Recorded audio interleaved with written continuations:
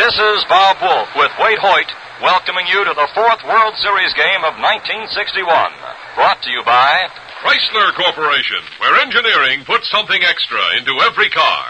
Chrysler Corporation, with the live new cars for 62. And Gillette, maker of the 195 adjustable razor, and the remarkable Super Blue Blade that gives all but unbelievable shaving comfort. Foamy, the cream of all instant lathers. And Right Guard, the new power spray deodorant for men. We're here in Crosley Field, Cincinnati, for the fourth game in this 1961 World Series. The weather is perfect once again, sunny and bright with the temperature in the high 70s. The big question today is, can the Cincinnati Reds top Whitey Ford?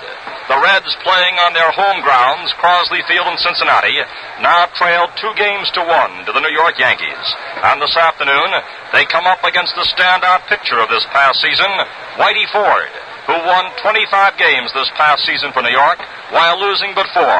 Whitey Ford, who has already shut the Reds out once in this series, and including last year's series against Pittsburgh, has now pitched 3 series shutouts in a row. This is the fellow the Reds will have to top, or else the Yankees will boast a 3-1 margin in this best-of-7 series. And to make today's drama even greater, make note of this. Ford is just 2 2/3 innings away from tying the World Series record that has been in the book for 43 years. A record set by Babe Ruth, not as a slugger, but as a pitcher. The Babe's record of 29 2/3 consecutive scoreless innings pitched when the Babe was a left-handed pitching star for the Boston Red Sox. Ford's opponent today, Jim O'Toole, a 19-game regular season winner. The young left-hander who gave the Yankee ace such a fine battle in the opening game of the series in New York. The Yankees took that game 2-0, with both Yankee runs being home runs. One by Howard, one by Skowron. In fact, home runs have been the big factor in the Yankee offense so far in this series. The Yankees have scored but 7 runs total, yet have won 2 out of 3 games, despite being outscored by Cincinnati in total runs. And of those 7 runs, all the New York runs except 1 have been the result of home runs. Yesterday it was Roger Maris who provided the winning blow for the Yankees with his first hit of the series, a home run into the right field seats.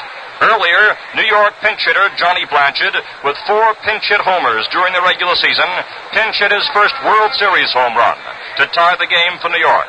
The Yankees altogether have 5 home runs in this series to 1 for Cincinnati. The Reds fans may find encouragement in this statistic involving Whitey Ford. Whitey has won 8 World Series games, more than any other pitcher. However, 7 of his 8 series victories came at Yankee Stadium. On the road in series play, his record shows 1 win and 4 defeats. And there's one other note regarding Ford that bears watching.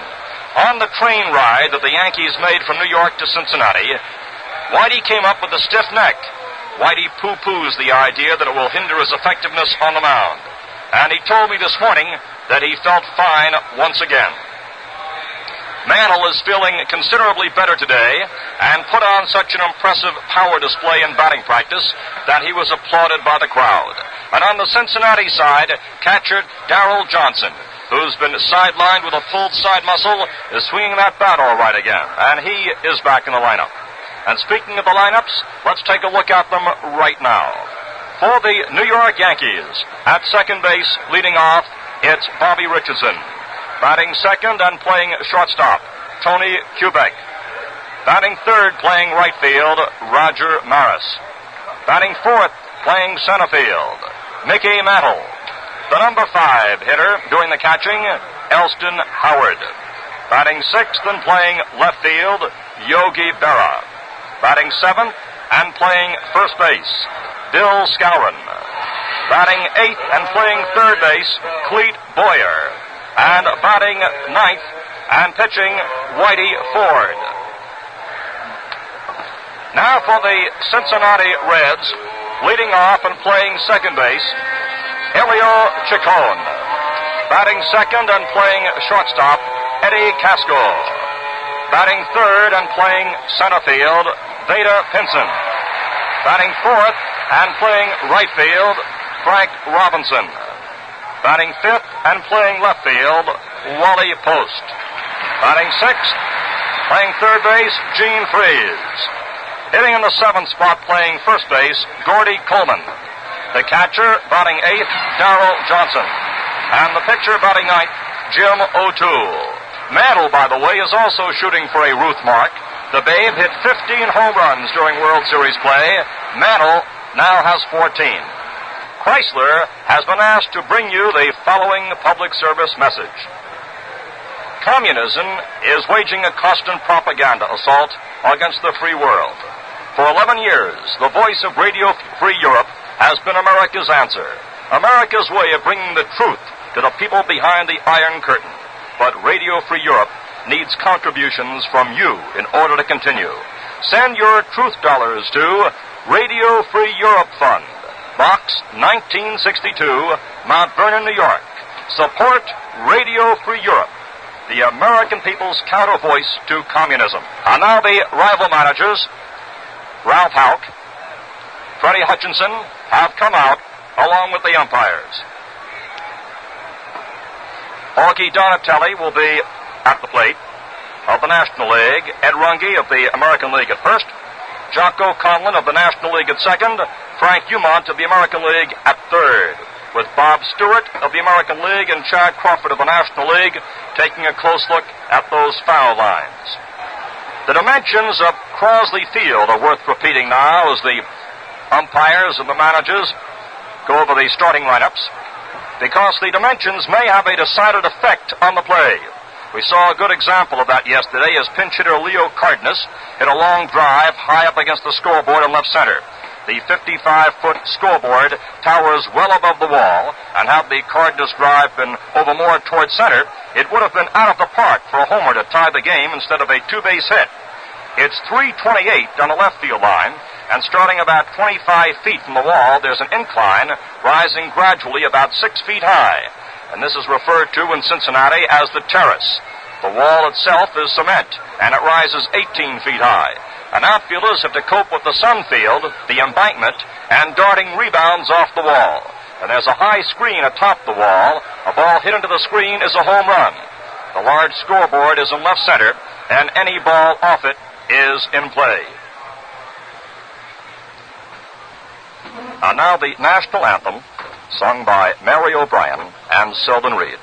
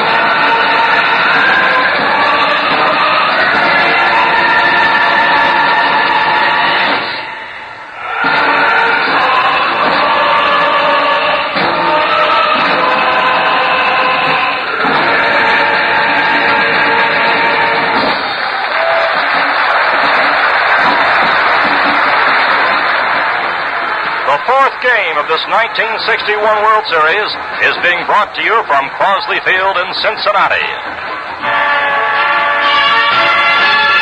What's the word on the new cars from Chrysler Corporation? What's the word you hear? Simplicity.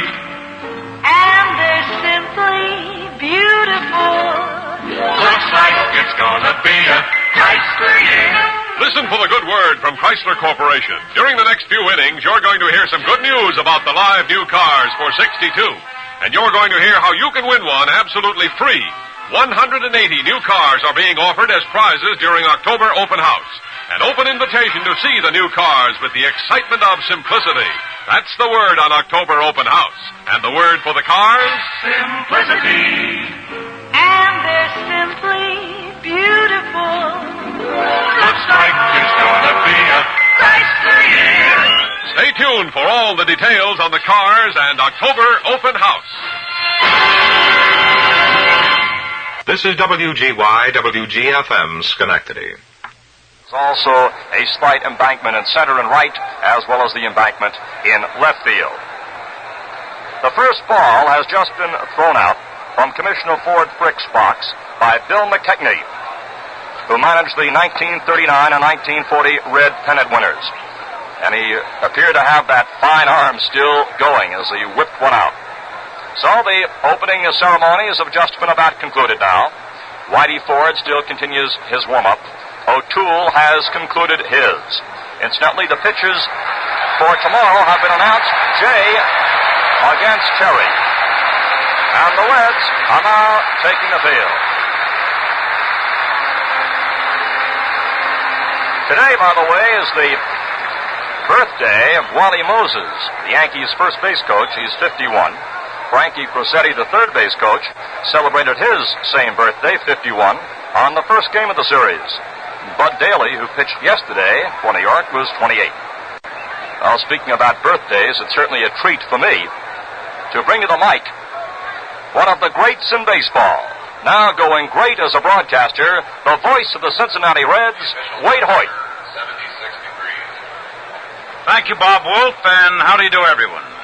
The temperature here at Crosley Field and in Cincinnati is a pleasant 76 degrees. There's not a cloud in the sky, rather warm, and another beautiful, wonderful day for baseball. Another great World Series in progress between two really fine teams.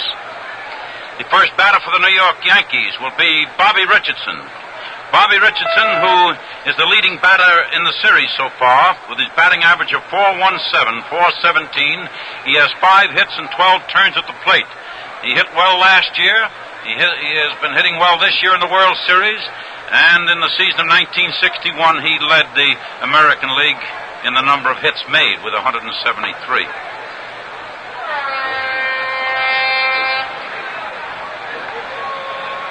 So we're waiting for Bobby to step in. O'Toole, the youngster who pitched such a fine but futile ball game in the first game for the Reds.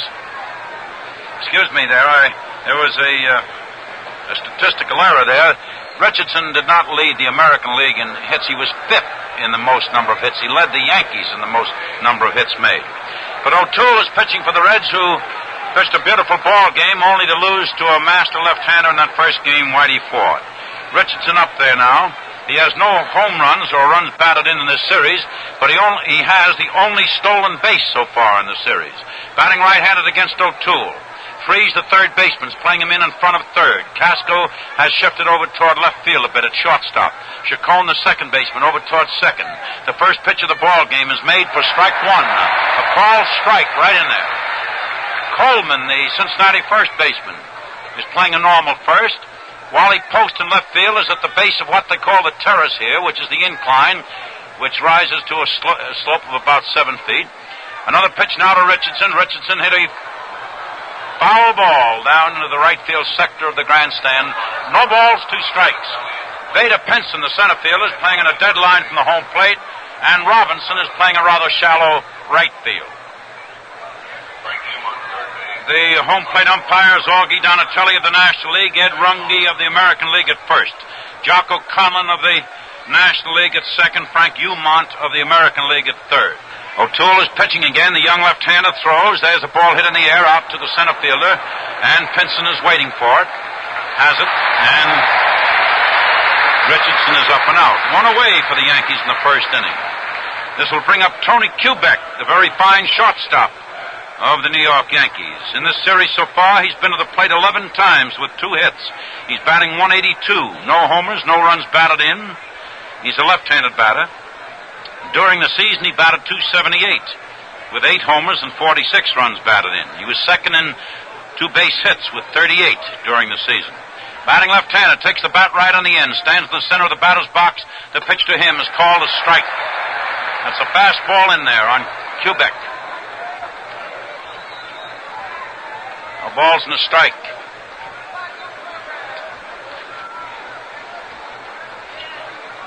O'Toole bends forward, taking signals. Winding again, pitching.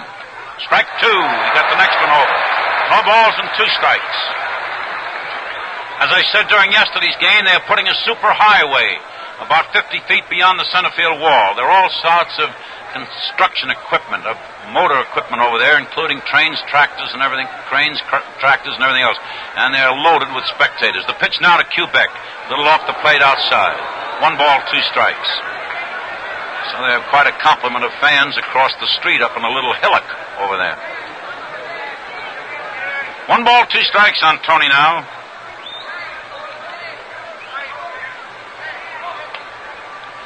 O'Toole comes up once, fires, strike 3. He struck him out with a curved ball.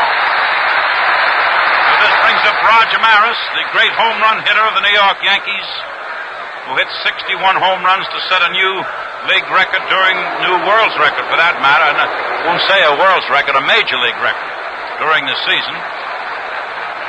And who won the game yesterday for the New York Yankees. He has the 11 times at bat with 1 hit. The 1 hit won the game yesterday.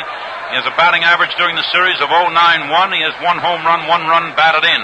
But oh, what an important one. There's a pop foul back here toward the Reds bench, and Darrell Johnson under it caught it, and Maris has fouled out to Darrell Johnson. So, at the end of the first half inning, the score is the New York Yankees 0, the Cincinnati Reds coming to bat in the last of the first. What's the good word? Valiant for 1962. Style and performance leader of the compacts all over again. In Get Up and Go, Valiant is way out ahead of all other low-price compacts. For 62, performance is up as much as 6%, with more improvement in gas economy, too. In ride and handling, nobody beats Valiant. With Torsionaire ride and new, quieter engine mounts, Valiant takes roads like a limousine, but still keeps the cornering and handling ease of a compact. Expensive? Not on your life. Valiant is priced several $100s less than many other compacts. Nobody beats Valiant for value. Valiant from Chrysler Corporation. Looks like it's gonna be a Chrysler year. See your Valiant dealer during October open house. In the first half inning, the New York Yankees did not put a man to base. 3 up, 3 down. And now the Cincinnati Reds come to bat. Elio Chacon is the batter. A little fellow who went in the ball game in New York when Blasingame hurt his index finger, and since then has produced two base hits and 7 turns at bat for a batting average of .286. He has scored 2 runs, played a bang-up game at second base for the Reds, and during the season he batted .265 with 2 home runs and 5 runs batted in. But he was in and out of the ball game all season long. He didn't play so regular, but when he did, he played very well. And he is from Caracas, Venezuela. And he sort of caught the fancy of the Cincinnati people here, and even the Yankee fans that are down in the grandstand. The young man has played fine ball.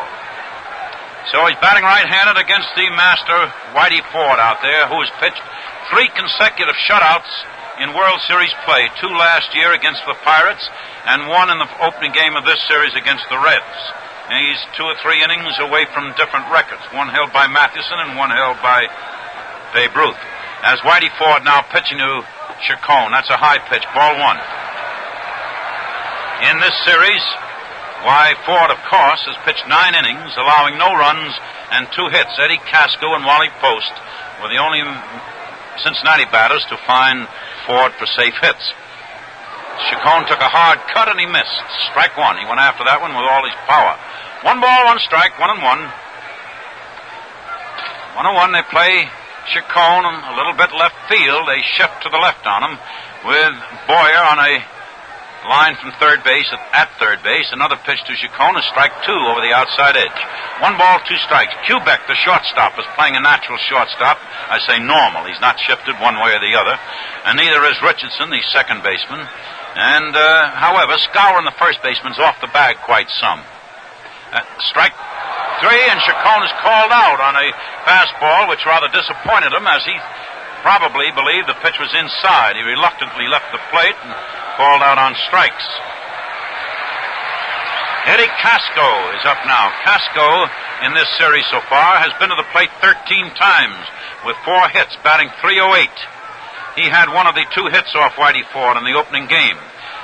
Casco has batted in 1 run in this series so far, as the pitch made to him now by Ford is high outside, ball 1.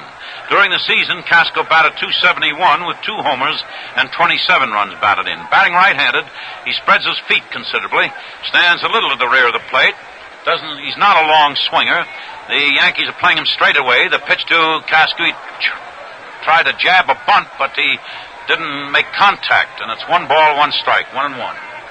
Beautiful day, beautiful World Series weather. This is the bottom of the first inning, 1 out, and there's no score in the game so far. Ford taking his signs. Now he's ready. Comes up once. He pitches. Casco raised a high fly ball in short right center. Maris is on the run coming in. Richardson is going up. Maris caught the ball. Maris caught it right behind Richardson in short right center field. 2 away for the Reds in the bottom of the first inning. There is no score so far. As a matter of fact, no batters have reached base so far. Veda Pinson up now. Pinson has been to the plate 13 times with 1 hit in this series. During this season, he batted .343 with 16 homers and 87 runs batted in. Veda's the kind of a fellow, if he singles and the outfielders make a slight hesitation on the ball, he'll try for 2 bases. There's a ball hit on a line in the center. Mantle picked it off out there in center field, and Pinson is out. And in the bottom of the first inning, Cincinnati, no runs, no hits, no one to base. And so at the end of the first inning, the score is the New York Yankees nothing, the Cincinnati Reds nothing. What's the word on the new cars from Chrysler Corporation? What's the word you hear? Valiant, this year featuring the new Signet 200, America's lowest priced hardtop with bucket seats. The bucket seats are king-sized, set in a new choice of interiors that are as rugged as they are sporty-looking, right down to the deep pile carpeting. And unlike most low-price compacts, Valiant for $62 offers a full 3-speed automatic transmission. With its performance, comfort, and economy features, plus top resale value, nobody beats Valiant for value in 1962. Valiant from Chrysler Corporation. Looks like it's gonna be a Chrysler year. See your Valiant dealer during October open house. You know, here in Cincinnati, a carnival atmosphere has pervaded this town since, way back in July, and has persisted right through the World Series now. There are 5 bands playing in the grandstand downstairs, sort of, I said yesterday, sort of roving troubadours, you might say, entertaining the spectators at different points throughout the grandstand. And they've certainly put it on as the little Queen City here along the Ohio River awakened in all its glory for this World Series. They really, they have everything down there, everything but a calliope, you might say. And used to have a boat here, you know, and with a calliope on it. But now there's Mickey Mantle to think of down there at the home plate. The great Mickey Mantle, who's been injured the first 2 games of the series, came back yesterday. He's been 4 times at bat, no hits. During the season, of course, batted .317, 128 runs batted in with 54 homers. Now the pitch to Mickey by O'Toole. He batted a ball on the ground. Freeze went off to his left, fielded the ball, the throw to first, and Mantle is out of first. He doesn't run very well. The hip, he had an abscessed hip, you know, and he isn't running well. And, of course, he can fly. He's a really great runner. Freeze threw him out. 1 away for the Yankees in the top of the second inning. There is no score in the game so far. A 0-0 ball game. And this brings up Elston Howard, who hit 1 home run off O'Toole in the first game into the right field seats. He has had 2 hits and 11 turns at bat, batting .182 for the series. During the season, he batted .348, second in the league. The pitch to Howard, high, ball 1. Howard, of course, is from Teaneck, New Jersey. He was born in Teaneck, born in St. Louis, now lives in Teaneck. As the pitch to him is low by O'Toole. 2 balls, no strikes, 2-0. So there's one out on the top of the second. No score in the game so far. 0-0 ball game. Howard has one home run, 1 run batted in, a batting average of 182 for the series. The pitch to him is over the plate, strike 1. 2 balls, 1 strike, 2-1. They play Howard deep in the infield and more or less straight away in the outfield. The only fellow who has shifted much is Post, the left fielder, who's moved away from the foul line in left field over toward left center. O'Toole bends forward, bends over from the waist, taking his sign, as most pitchers do nowadays. And O'Toole is in action. He let fly with the next one. That's a foul ball rolling over to the Reds dugout. 2 balls, 2 strikes. Howard tried to lay off that one as the pitch was low inside by his knees. And it was only a quarter swing, but the bat sort of flew around and hit the ball. The press box enunciating system you hear above us is just announced that Joey J will pitch for the Reds tomorrow against Ralph Terry of the Yankees. O'Toole is in action again. Here he comes. The pitch made. There's a strikeout as he got him with a slider on the inside edge. Howard had a full cut at the pitch and he missed. That's O'Toole's second strikeout. So Yogi Berra is coming up. Yogi Berra, the squire of Montclair, New Jersey, is at the plate.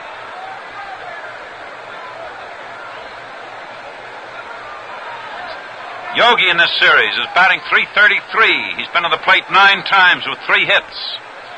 Has 1 homer, 3 runs batted in. The pitch to Yogi. Taken outside. Ball 1. Score 0-0. Neither team has had a score. Neither team has made a hit. O'Toole watching. The Reds have moved slightly to the right, especially in the infield. Chacon, the second baseman, have moved back into the outfield. The throw to Berra now. There's a fly ball out in right field. Robinson cutting in diagonally to the line. Came in, made the catch, and Berra is the third out in the top of the second inning. The Yankees in the first 2 innings did not score. And so at the end of an inning and a half, the score is the New York Yankees 0, the Cincinnati Reds 0. Say, how lucky do you feel right now? Well, you may be luckier than you think. Chrysler Corporation is offering 180 brand new cars free during October open house, and one of them may be yours. It's an open invitation to see the new cars and sign up to win one. If you own a car, any make or model, any year, you could be one of the lucky winners. To qualify, all you have to do is come in and register with any authorized dealer who sells Plymouth, Valiant, Dodge, Lancer, Chrysler, or Imperial. That's all there is to it, but remember, you have to register by October 31st. Visit your dealer during October open house. Why not tonight? You may win a brand new 62 car from Chrysler Corporation. Free car offer void in Nebraska, Wisconsin, Florida, Canada, and wherever else prohibited by law. Well, good pitching has predominated in this series. And now we go into the bottom of the second inning. It will be Robinson up there now. Robinson has had a bit of a time getting started in this series. Has been to the plate 10 times with 1 hit. He has 1 run batted in, no homers, batting an even 100. During the season, Robinson batted .323. He was second in home runs in the National League with 37. He was second in runs batted in with 124. He was second in 2 base hits with 33. He was second in stolen bases with 21. The pitch to Robinson is a curveball on the inside edge, strike 1. Score is 0-0. No runs, no hits for either team so far. As Whitey Ford working again, he pitches. Robinson took it high. 1 ball, 1 strike, 1-1.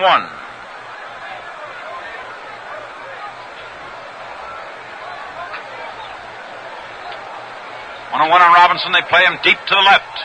The Yankees way back. Third baseman Clete Boyer playing a very deep third. Robinson took the curve low. 2 balls and a strike, 2-1. The Yankees are playing Robinson deep to the left. Yogi Berra is at the base of the terrace in left field with Ford now working. Robinson missed, and that's strike 2. 2 balls, 2 strikes, 2-2. Once again, may I explain to the fans that here in Crosley Field, the field itself rises slightly. I'd say to the height of about 7 feet, a gradual slope out all around the outfield. They call that section the terrace. Whitey Ford pitches again. Robinson hit a ball to Clete Boyer at third, who grabbed it, threw to first. Robinson out at first, and there's one away for the Reds in the second inning. Now, may I say that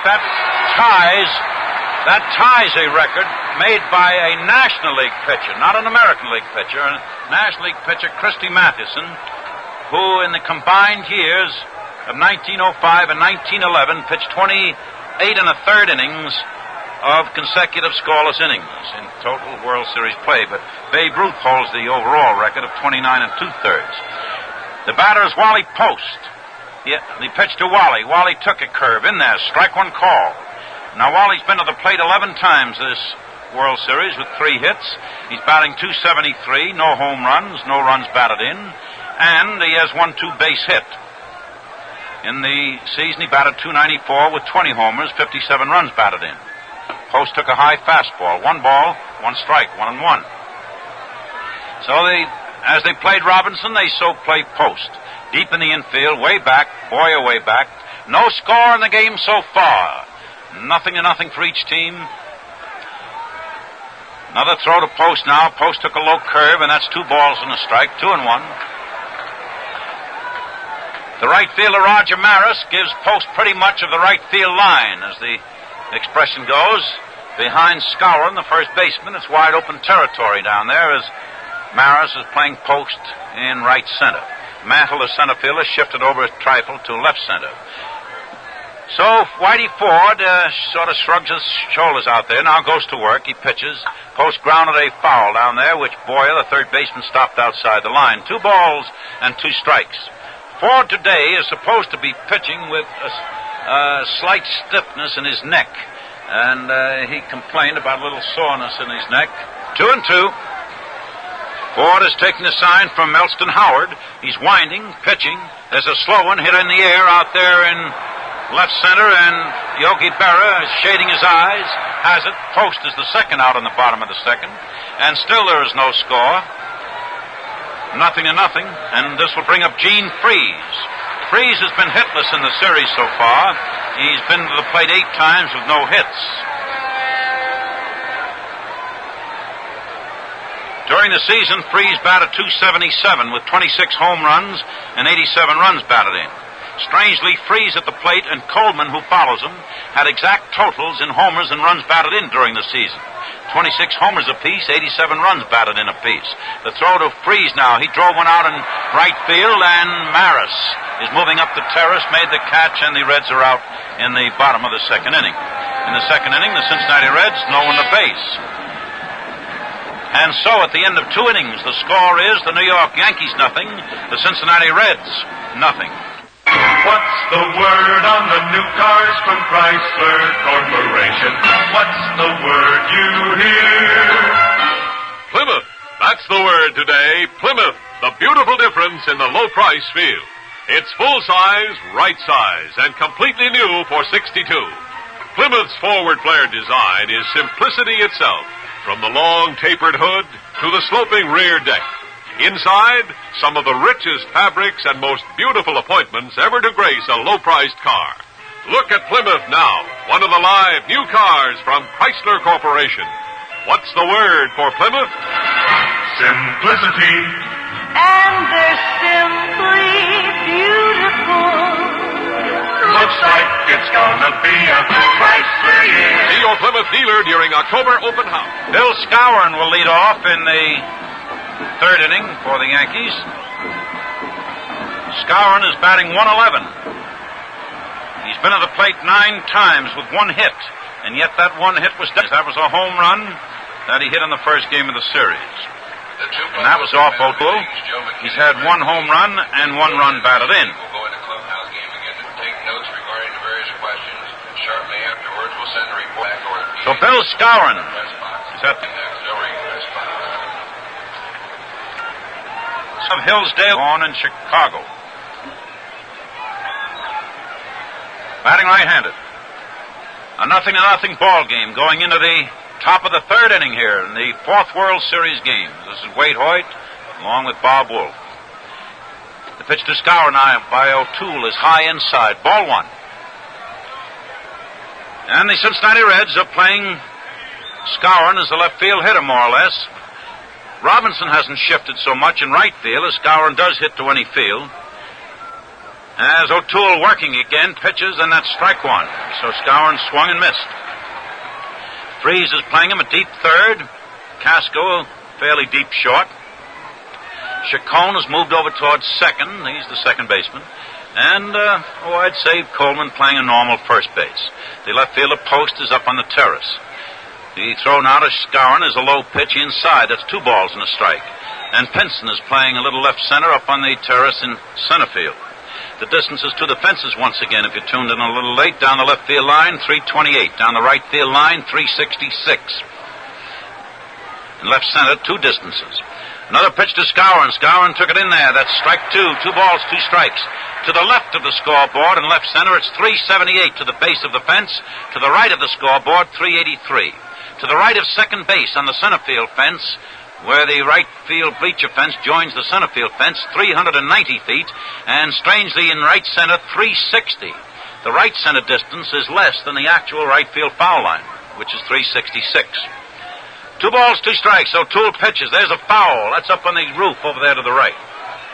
To give you a little picture of what Crosley Field is like during a World Series, during the season, there is no one allowed on the roof of the grandstand. Today, the roof is populated by different types of movie cameras, news cameras, reporters, cameramen, pressmen of all descriptions, and most of them standing. 2 balls, 2 strikes, 2-2. O'Toole has taken the sign from Darrell Johnson. O'Toole winds, he pitches, that's inside, 3 balls, 2 strikes, 3-2. No score in this game so far, a 0-0 ball game. O'Toole stepped off the rubber, and he's just massaging the baseball a little bit. 3-2 count. And you can hear Casco yelling from here, and he's the shortstop. Now the pitch made. There's the curve inside, and that's the first Yankee base runner. That was Skowron, who bats 8th in the lineup. Now comes Boyer. Skowron bats 7th in the lineup. Here comes Boyer, who bats 8th in the lineup. A right-handed batter. He's been to the plate 8 times in this series with 1 hit. He's batting 125, no home runs, no runs batted in. In the first game that O'Toole pitched, the opening game of the series, he had 1 single off O'Toole, one of the 6 hits the Yankees made off O'Toole. Boyer, during the season, batted 225, 11 homers, 55 runs batted in. So Skowron is on first. There's no one out. In the top of the third inning here at Crosley Field, this 4th game of the World Series, the score 0-0. As O'Toole now lets loose on Boyer. He missed the ball. Strike 1.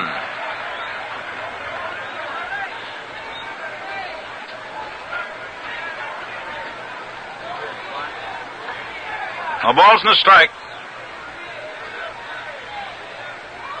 So O'Toole watches the man on first base, ready to pitch. He does. Ball is hit down at Casco, who shoveled it off to Chacon. 1 out. There's a bad little high throw to first base, and the double play was not consummated. However, just a force out of Skowron at second base, Casco to Chacon. This will bring up the pitcher, Whitey Ford. Ford coming out of the Yankee bench. He'll get a nice hand coming to the plate. He's been a great pitcher.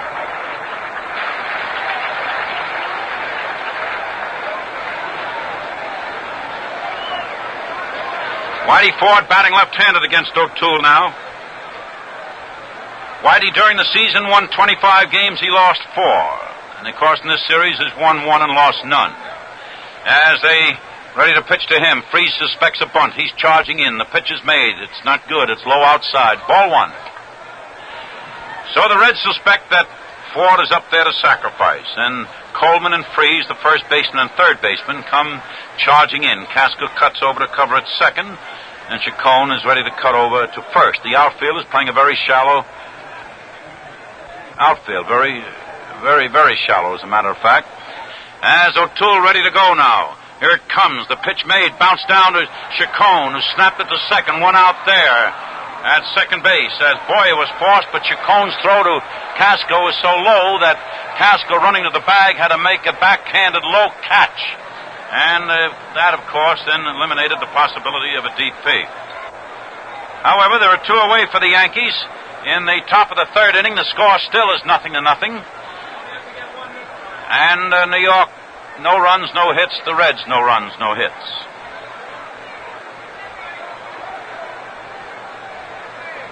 Whitey Ford on first base. The batter is Bobby Richardson. And Whitey Ford wanted to exchange his helmet for his regular cloth baseball cap. Bobby Richardson up. He flied out to Pinson in the first inning. Richardson has been to the plate 13 times in this series with 5 hits. He started the game batting .417. The right-handed batter, very wide across the shoulders. And chunky little fellow, good strength. The pitch to him, he took a high fastball, ball 1. This is the top of the third inning. There's no score so far, 0-0.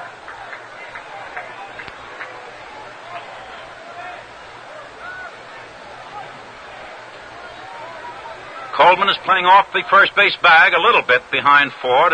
Ford is not taking much of a lead with O'Toole ready. He pitches. That's inside. Ball 2. 2 balls, no strikes.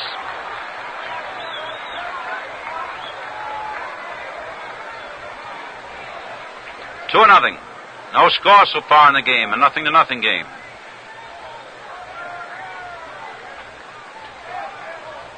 O'Toole is bending forward, and Johnson down, giving the signals, holding a low target.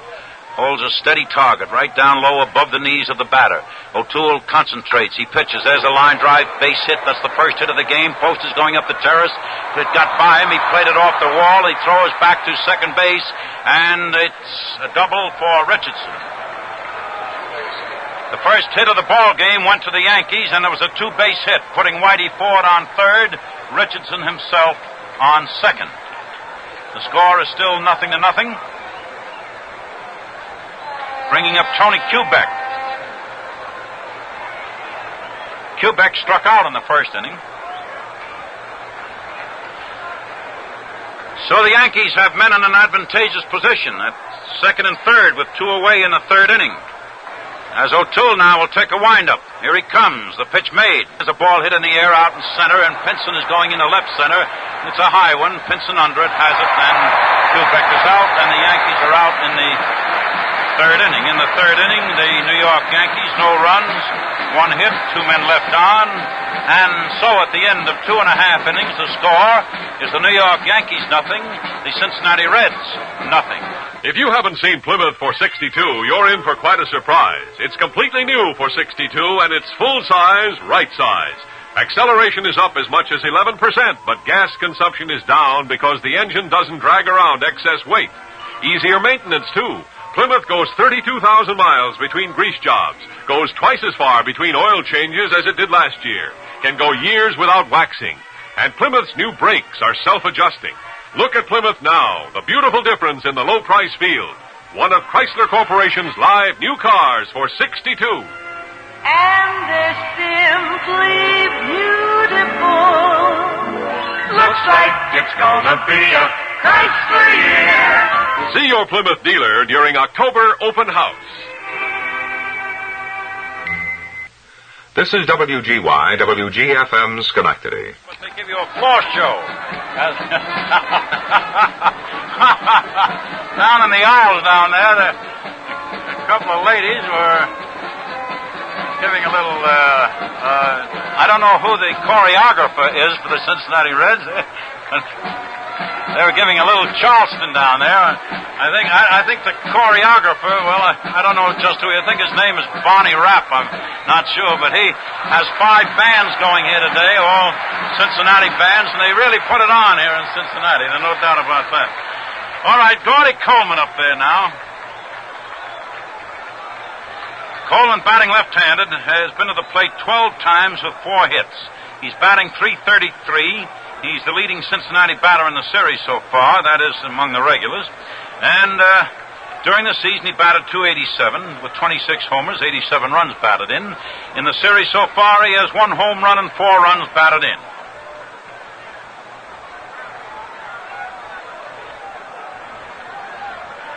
As Whitey Ford pitches to Coleman, there's a high pitch inside that got away from Whitey. It's ball 1.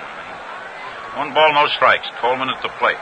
This could be a history-making inning, this inning. If Ford shuts the Reds out in this inning, he will establish a World Series record. Ford working again now, ready to pitch. He does. There's a ball grounded. A 2-bouncer down to the second baseman who fielded the ball and threw Coleman out at first. 1 up, 1 away for the Reds in the bottom of the 3rd inning. The score is 0-0. The New York Yankees, no runs and 1 hit. The Cincinnati Reds, no runs and no hits. 1 out in the bottom of the 3rd. Darrell Johnson is the batter. Johnson, batting right-handed. He's been up to the plate twice in this series. He's had no hits, and of course he's had no runs batted in. So Whitey Ford taking the sign from Elston Howard. They played Johnson slightly left field with Ford in action now as he pitched to Johnson over the plate. Strike 1. Of course, Johnson used to warm Ford up a few years ago. Johnson was the bullpen catcher for the Yankees a few years ago. And Ford working again, throws. There's a high curve, and that's 1 ball, 1 strike, 1-1. Of course, Ford relies on a great many things. He's got a world of stuff of different assortments: slider, curveball, fastball, change of pace.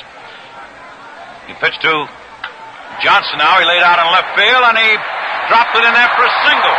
A base hit for Johnson. That's the first Cincinnati hit, the first Cincinnati batter.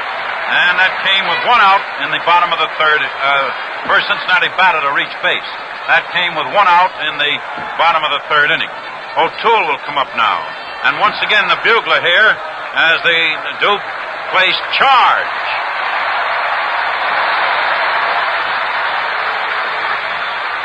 So O'Toole is coming to the plate. No score in the game, a 0-0 ball game. Both teams are fighting for the break. Both teams are anxiously waiting for the open door here, you might say. O'Toole is taking a couple of practice swings outside the batter's box. The 3rd baseman Boyer is playing in now, much in the same manner that Freese played in when Ford was at the plate in that last inning. 1 out now. So Ford ready to pitch to O'Toole. Hesitates, throws. There's a foul bunt that rolled to the backstop. Strike 1. And they score 0-0. 1 out in the bottom of the 3rd inning. No balls and a strike on O'Toole. He's still up there, batting right-handed. You know, earlier this season, he started out as a left-handed batter. He switched. The pitch is to first base, throw is to first. And, of course, Ford has a great pick-off motion, and a darn near fooled Scour in that time, who started in for the plate on the bunt and had to quickly backtrack to get the throw from Ford. No balls, 1 strike. Now the throw to O'Toole. O'Toole bounced the ball down to the shortstop. Slowly the throw is to second base, and Johnson is forced at second base. Quebec to Richards. And O'Toole is on first base. It was a slow hit ball, and there was no possibility whatsoever of a double play. So O'Toole is on first base, 2 out, the bottom of the 3rd. No score in the game so far, a 0-0 ball game, and Chacon will be the batter after they change the helmet for a cap down there for O'Toole. 2 away for the Reds. O'Toole on first. Chacon up. He took the 3rd strike in the 1st inning. So Elio up there again. And the Yankees are playing him straight away, if anything. Whitey Ford pitches. O'Toole took Chacon took a high curveball for ball 1 as O'Toole quickly got back to the bag. Howard gave him a look down there, but O'Toole wasn't too far off it. Ford works again. Chacon hit a squiver, a ground ball down to the second baseman. Richardson fielded the ball and threw Chacon out at first. And that sets a world record, a major league record for World Series pitching, which we will tell you about, because this is the end of the 3rd inning, and the score is the New York Yankees 0 and the Cincinnati Reds 0. You know, the only thing more exciting than the World Series is your first look at the new cars. And this year, Chrysler Corporation makes it more exciting than ever. 180 brand new cars are offered free during October open house. One of them could be yours.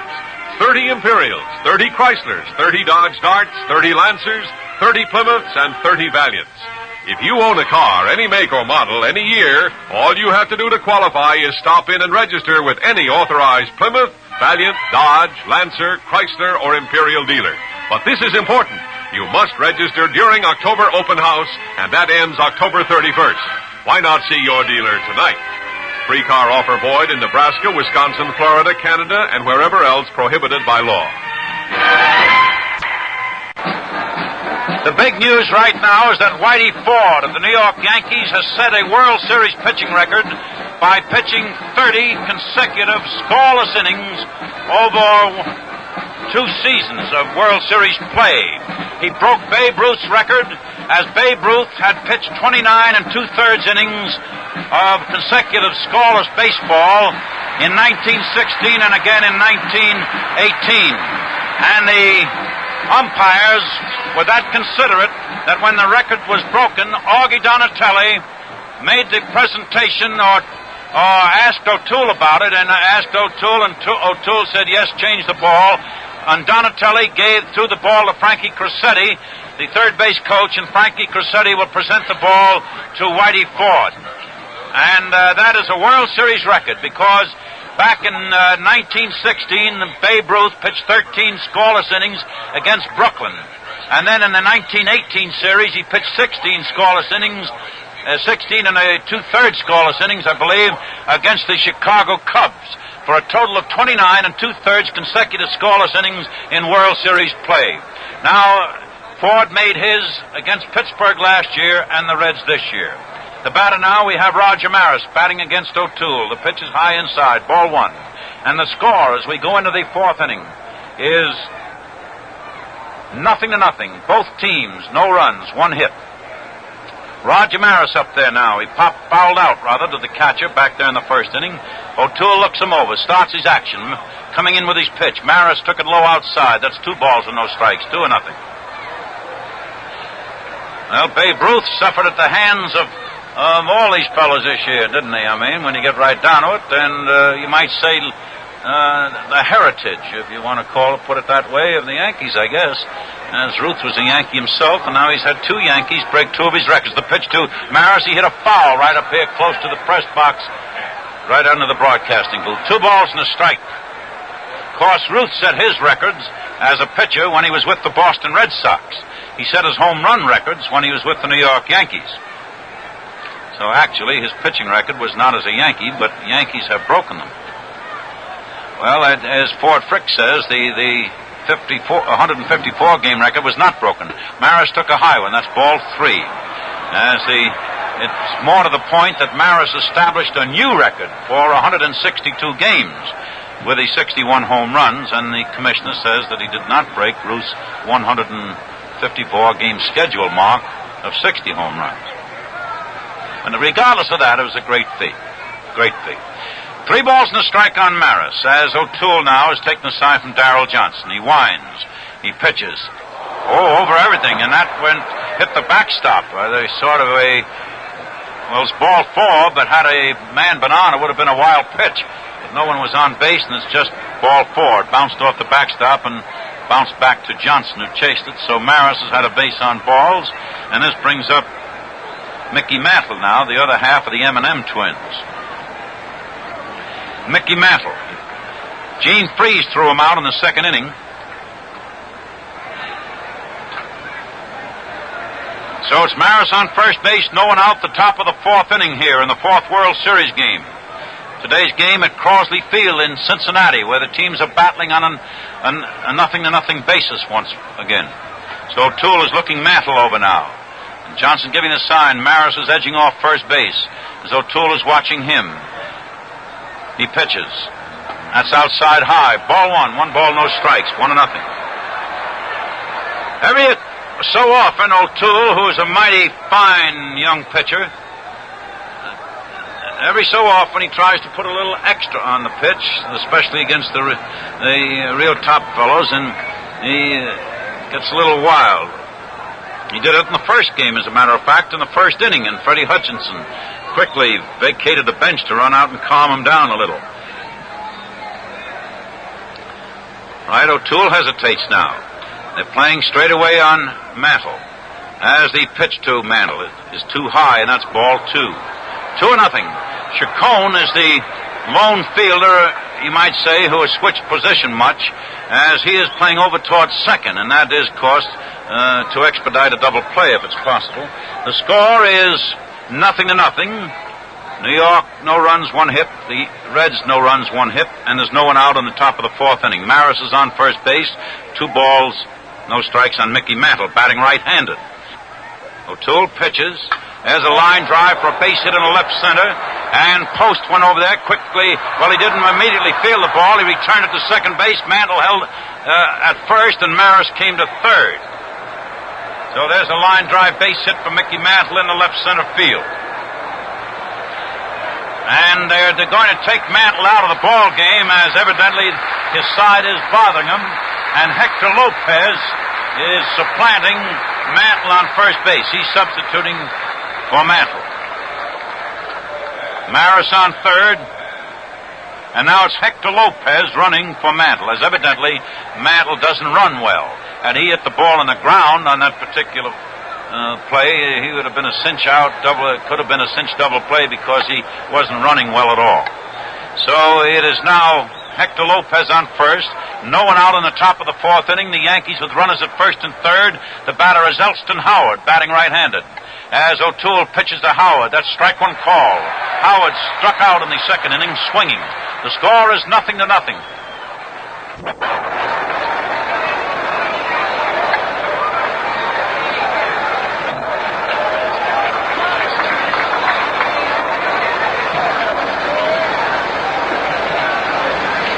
No balls, 1 strike, 0-1.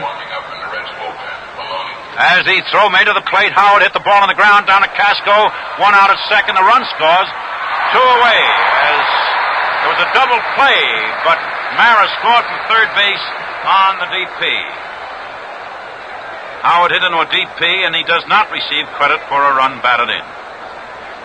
Strangely, the Reds have made 5 double plays in this series, and the Yankees have made none. Jim Maloney is warming up in the Reds' bullpen. So the Yankees are leading 1-0 with 2 out in the top of the 4th inning. The Yankees with 1 run and 2 hits. The Reds with no runs and 1 hit. The batter is Yogi Berra. Berra flied out to Robinson in right field in the 2nd inning. O'Toole in action. He throws. Ground ball hit down to the Chacon. The pitcher is covering it first, and Berra is out, the second baseman to the pitcher.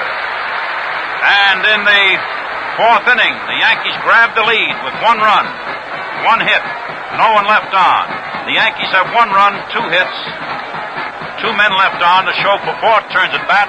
And so at the end of the 3rd inning, at the end of 3.5 innings, the score is the New York Yankees 1, the Cincinnati Reds 0. All Live Car. That's Plymouth for 62. The exciting simplicity of All Live Car.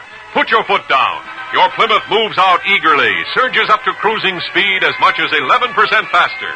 Yet you'll get many more miles between gas ups because the engine doesn't drag around excess weight. Performance up, gas consumption down. That's Plymouth. Full size, right size, and completely new for 62. Plymouth for 62 brings you new forward flare design. The emphasis is up front at the business end of the car. Look at Plymouth now, the beautiful difference in the low price field. One of the live new cars from Chrysler Corporation. Looks like it's gonna be a Chrysler year. See your Plymouth dealer during October open house.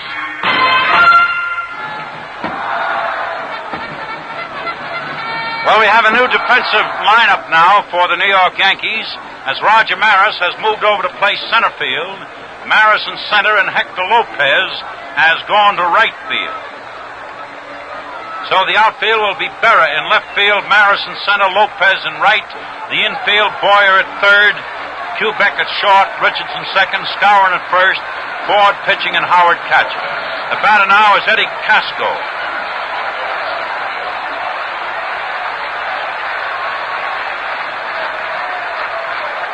Eddie Casco leading off in the bottom of the fourth inning.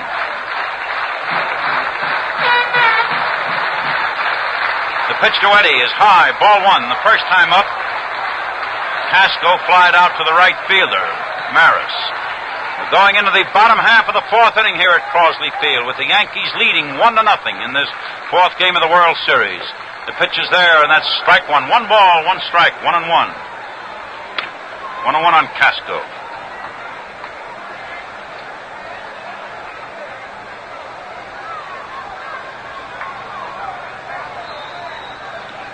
That's a little high. That's ball 2. 2 balls and a strike. 2-1.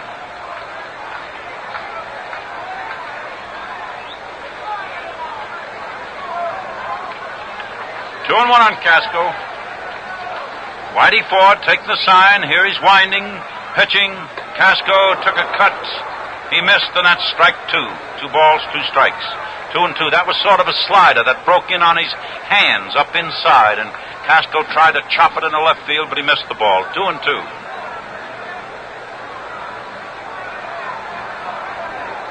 The home plate umpire, Augie Donatelli. Ed Runge of the American League at first. Jocko Conlon of the National League at second.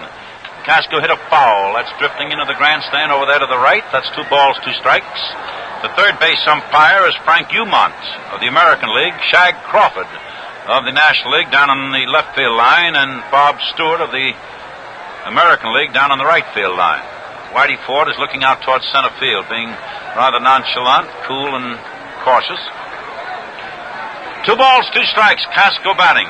The Reds have had 1 hit so far. Now a pitch to Casco. Casco single in the left center. Yogi Berra retrieved the ball, got it back to the infield. That's the 5th hit of the series for Casco. 1 out of 2 for the day. The Cincinnati Reds have a tying run at first base.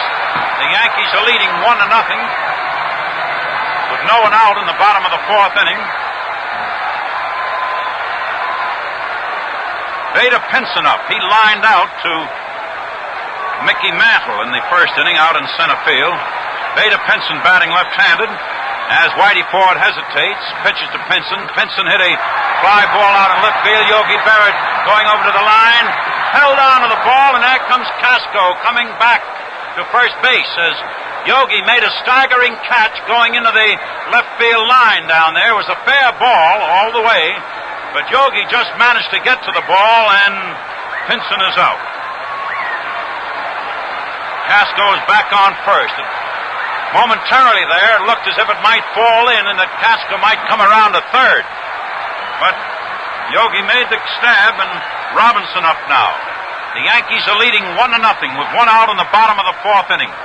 The batter is Frankie Robinson. Robinson grounded out in the second inning. As Whitey Ford hesitates, ready to pitch, he throws to Robinson. Robinson missed, strike 1. That was a low pitch. Robbie chased it downstairs there. No balls and a strike.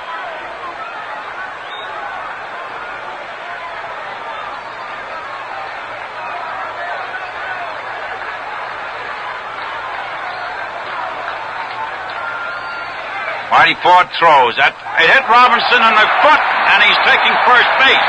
The pitch was inside, and it hit Robinson on the left foot. Casco moved along to second. Robinson is on first. And the Cincinnati fans here are clamoring and stamping and applauding, and they want action. And the hometown fans want action.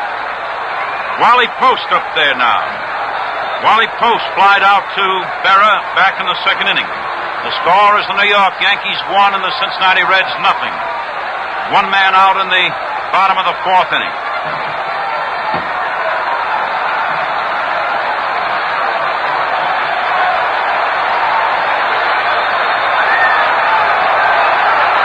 Now the fans are keeping up that sort of buzz of excitement and that sort of oral clamor that you hear down there.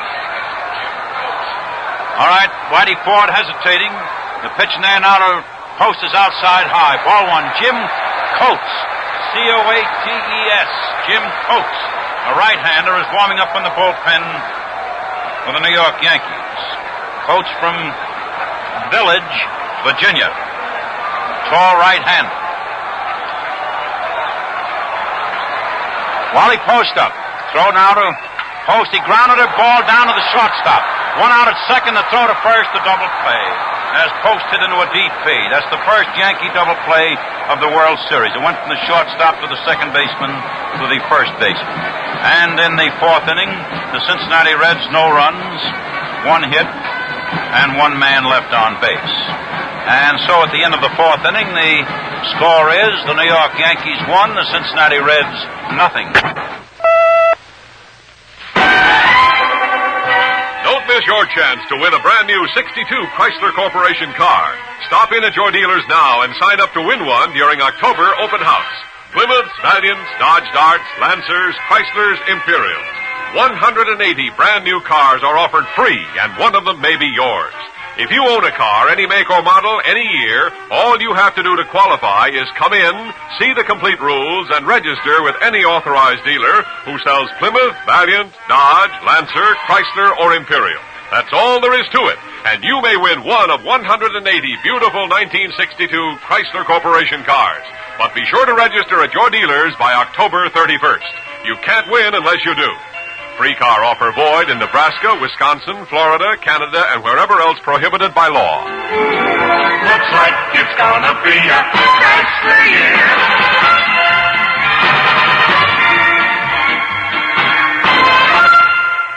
This is WGY, WGFM, the General Electric Station, Schenectady. Here in this fourth World Series game, the pitch to Scour, and he threw the bat. Swinging at a ball, the bat flew down toward Cressetti, who dodged it very artfully. No balls, one strike, nothing in one. The bat just flew out of the hands of Scour.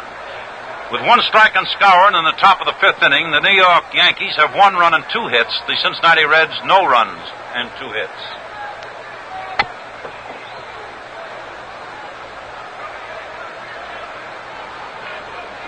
O'Toole bends forward again, taking the signals. The infield's playing deep. The Reds infield way back. One more throw now to Scour, and that's a pitch inside. 1 ball, 1 strike, 1-1. Fifth inning, top of the fifth. Yankees leading 1-0. Freeze at third, Casco at short, Chacon at second, Coleman at first, Post and left, Pinson in right, Pinson in center, Robinson right.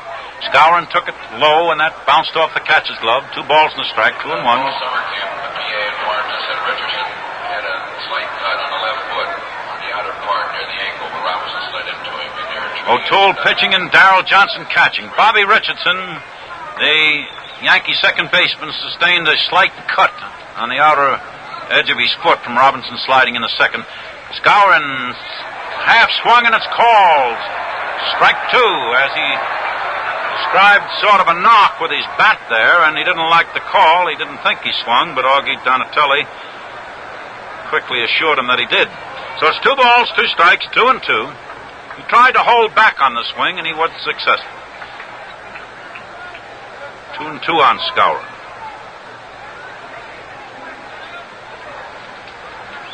O'Toole ready with his pitch. He makes it. Skowron hit a foul. That's back in the upper deck behind the home plate. 2-2.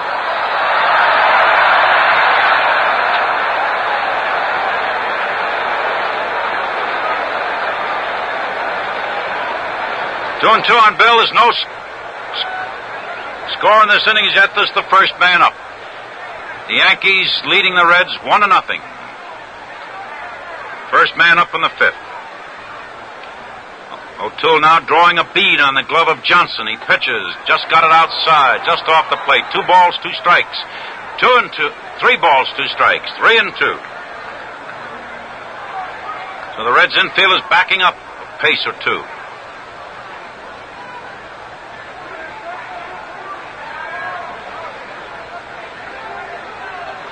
O'Toole is winding, firing. There's a ball hit in the right field. A base hit in the right. As Skowron reached up and tagged a high one and drove it into right field for a base hit. Skowron had walked in the third inning, so he has 1 out of 1 for the afternoon so far in one official trip. Skowron on first base now, so this sets up a similar situation to the third. In the third inning, Skowron walked, and then Boyer forced Skowron at second base. However, Boyer up there batting right-handed now. That is the Yankees' third hit. The Yankees have 1 run and 3 hits. The Reds have no runs and 2 hits. As O'Toole, ready to fire, is checking his man on first. Here he comes. The pitch to the batter is hit down a freeze. 1 out at second. The throw to first. A double play. That's double play number 6 for Cincinnati in the series. That went from Freeze, the third baseman, to Chacon, the second baseman, to Coleman, the first baseman. 2 away in the Yankee half of the 5th inning, and the Yankees are leading 1-0. Yankees ahead 1-0 with 2 out in the 5th. The batter now, Whitey Ford, who has set that new pitching record. And indeed, he's gone beyond it. He just hasn't set it with 1 out or anything. He's 1 inning beyond it, 1 1/3 innings beyond it, as a matter of fact. As he's pitched 31 consecutive scoreless innings in World Series play. The pitch to him by O'Toole is high. Ball 1 ball on Whitey.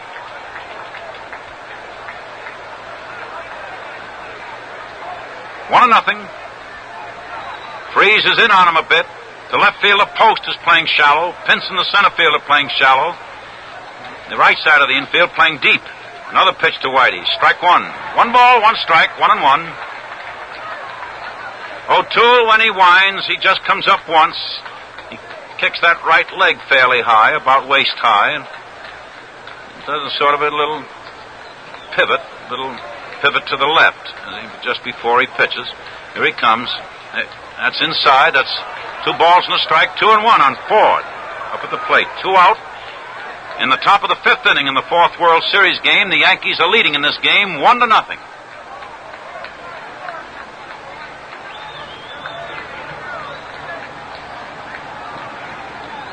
Two and 1. O'Toole firing again. 3-1 now. That's down low.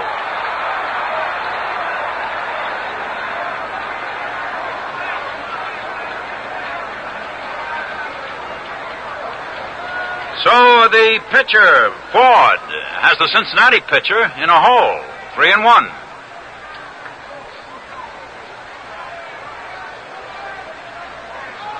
Another throw.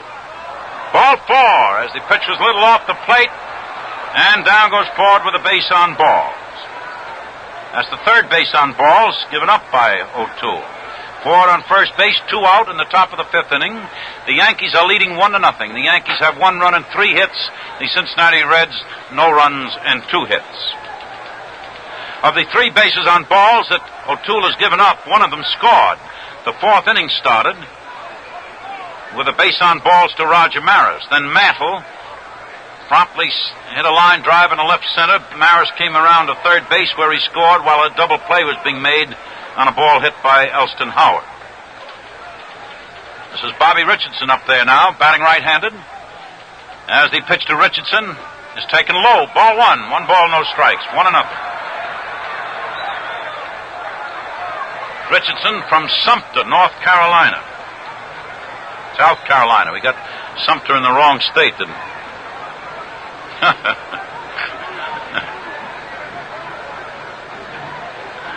Well, Johnson has taken the opportunity to go out and talk to O'Toole now and sort of smooth him down a little bit.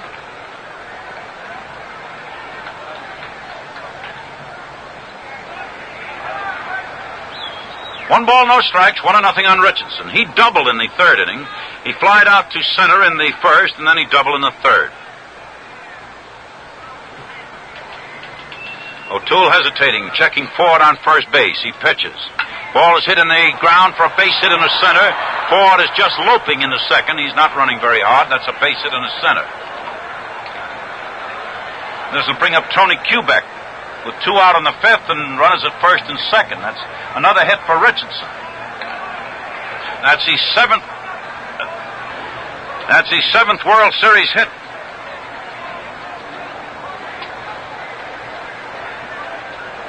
Kubek up there now, batting left-handed.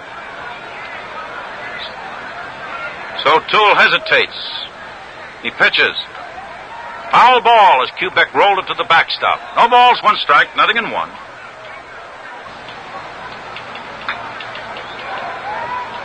No balls and a strike on Kubek. He struck out in the first. He flied out to center in the third. O'Toole ready. He pitches. Strike 2. That was a call strike right on the outside edge. Caught the outside edge with his slider, I believe. Although it's a little hard to tell. You see, O'Toole throws a fastball lots of times that has the appearance of a slider. His fastball doesn't go exactly straight. It sort of moves a little bit. Right-handed batters will tell you that a great deal. Sometimes they mistake his fastball for a slider. No balls, 2 strikes, nothing in 2. O'Toole hesitating now. Here he comes. He pitches. No good outside. That was the curveball. 1 ball, 2 strikes.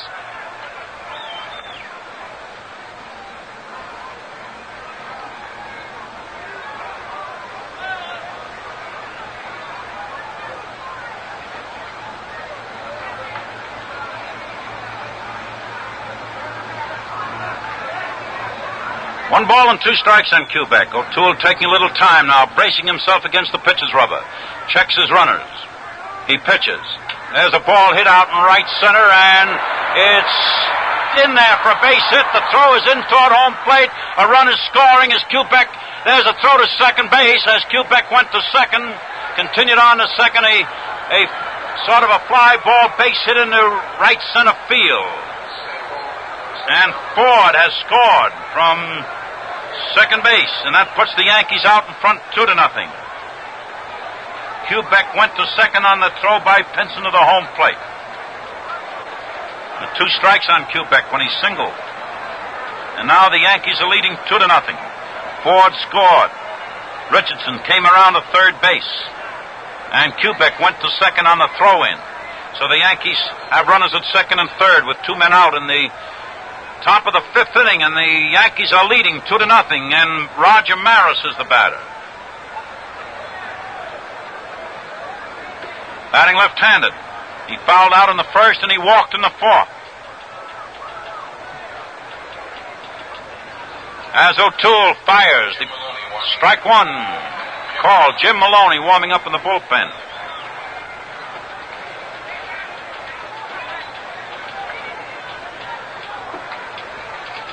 Roger Maris batting left-handed. He scored the first Yankee run in the 4th inning. He walked and eventually scored while a double play was being made. No balls and a strike on Maris. Keeps pumping the bat out there at O'Toole. Darrell Johnson is holding a low target. O'Toole in action. Throws again. Maris hit a foul ball, but that's back of the Reds bench into the grandstand. No balls, 2 strikes, nothing in 2.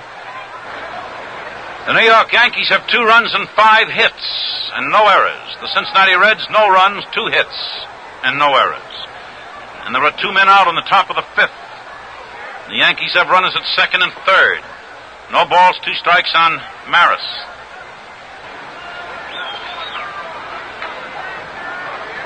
So O'Toole takes the signal now. He pitches a little high. That's 1 ball, 2 strikes, 1 and 2. Maloney is warming up down in the bullpen, Jim Maloney. And you see O'Toole is scheduled to bat 4th in the next inning. And if it gets down that to O'Toole, why, there may be a pinch hitter with the score standing as it is at the present time against the Cincinnati Reds. The Yankees are leading 2-0, and they have runners at second and third with 2 out. As O'Toole hesitates now. He's aiming at the glove of Johnson. The pitch is hit out in right field, a high one, and Robinson is moving up the terrace. Under it, has it, and Maris is out. And so the Yankees added another run in the 5th inning on 3 hits, 1 run, 3 hits and 2 men left on. They have 2 runs, 5 hits, 4 men left on in 5 innings. And so, at the end of 4.5 innings, the score is the New York Yankees 2 and the Cincinnati Reds nothing. And right here, I would like to present to you my very esteemed colleague, Bob Wolf, is so well regarded as the broadcaster for the Minnesota Twins. Thank you, Wade Hoyt. The first half of today's game was brought to you by the Chrysler Corporation. The second half of this game is being brought to you by the Gillette Safety Razor Company. It can't happen today, but the last time the Yanks were here, this was the wrap-up game. The highlights of that 1939 series are on pages 37 and 38 of the World Series Encyclopedia. This great book is a Gillette exclusive, and it's yours free with the Gillette Adjustable Razor Set at the regular price of $195. It has line scores of every series game, game-by-game highlights, lifetime statistics of every series player, lots more, and it's free with the Gillette Adjustable Razor. The adjustable, you know, is the razor you dial to one of 9 settings that's just right for your skin and beard. With it comes a dispenser of those remarkable Super Blue Blades for all but unbelievable shaving comfort. Get the whole deal for only $1.95. The Gillette Adjustable Super Blue Blades and your free pocket World Series Encyclopedia. For today's game, fourth game.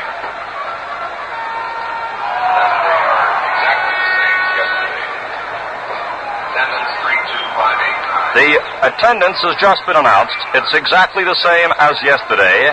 32,589. 32589. And now it's Gene Freese coming up against Whitey Ford in the bottom half of the 5th inning.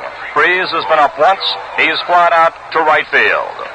The Reds keep their bullpen busy as Whitey Ford looks in to get the sign now from Yogi Berra, from Elston Howard. The pitch swung on. There's a line foul outside the left field line for strike 1. Freese fouled by Coleman and Johnson. Freese is a pull hitter, and the next pitch comes inside in the dirt as Howard scoops it up nicely. On the count now is 1-1. 1-1 to Freese, Coleman on deck. So far, Ford has given the same performance that he did in the series opener. That is, no runs and just 2 hits. And one of those 2 hits by Casco, who also had a hit in the first game against Whitey. The pitch to Freese, swung on and fouled outside of third over toward the Reds bullpen. Yogi Berra, who is playing left field, is just on the edge of the embankment, and he faces the left field line. He stands sideways to home plate. Maris, who is now in center, is slightly over toward left center field, and Lopez is playing a deep right. Here's the sign now from Howard. Ford all set to work. The count now is ball 1, strike 2. The wind up by Whitey, the pitch on the way. On the inside, just by a few inches for a ball. On the count now is 2-2 to Freese. Freese has been a power hitter right throughout the season, but he is looking for his first World Series hit.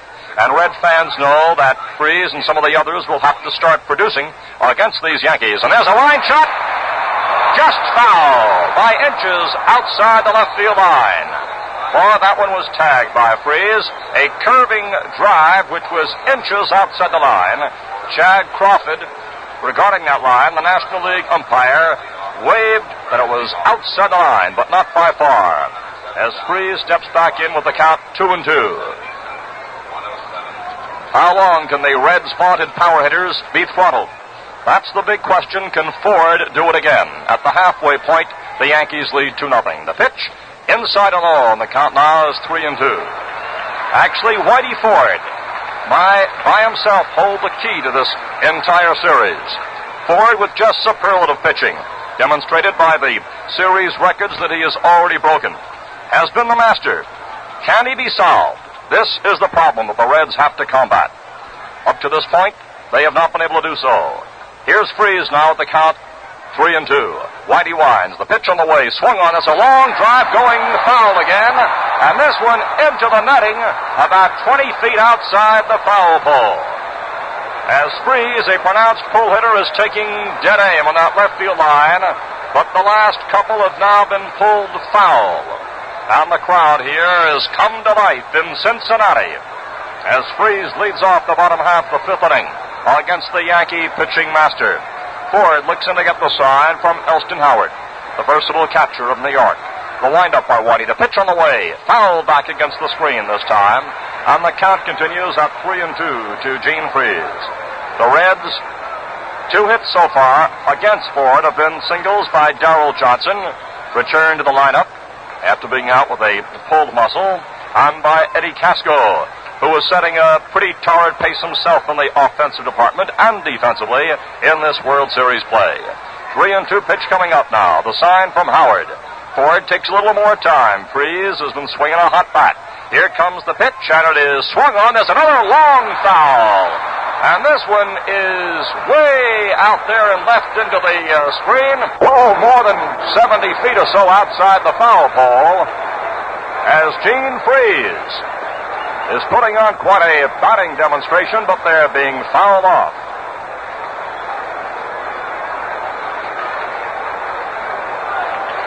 So the count holds at 3-2 to Gene Freeze, who again steps back in. Grips that bat, swings it, looks out to the mound. Ford winds, the pitch on the way.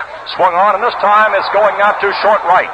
Back goes Richardson, in comes Lopez. Lopez calls, and he's got it. So Freeze, after fouling him continually outside the left field line, finally flies out to right field, and he gets fine hand as he comes back into the bench. And now it's Brosnan and Maloney, both warming up for the Reds. Both right-handers. As Gordy Coleman, who is 0 for 1, he's grounded out, steps up with one away in the bottom half of the fifth inning. Ford looks around at his defensive alignment, first to his right, then to his left. Now he's all set to work on Coleman with one away in the bottom of the fifth. The windup by Ford. The pitch on the way is a fastball called strike. And they'll tell you that Ford is sneaky fast. That's the baseball parlance. You just can't believe that pitch is on you when it is. That, plus his great curves and the ability to hit the corners, plus his all-around pitching savvy, makes Ford as tough as you can get. The pitch is swung on. There's a ground ball going out to Kubek. He's up with the throw to first base.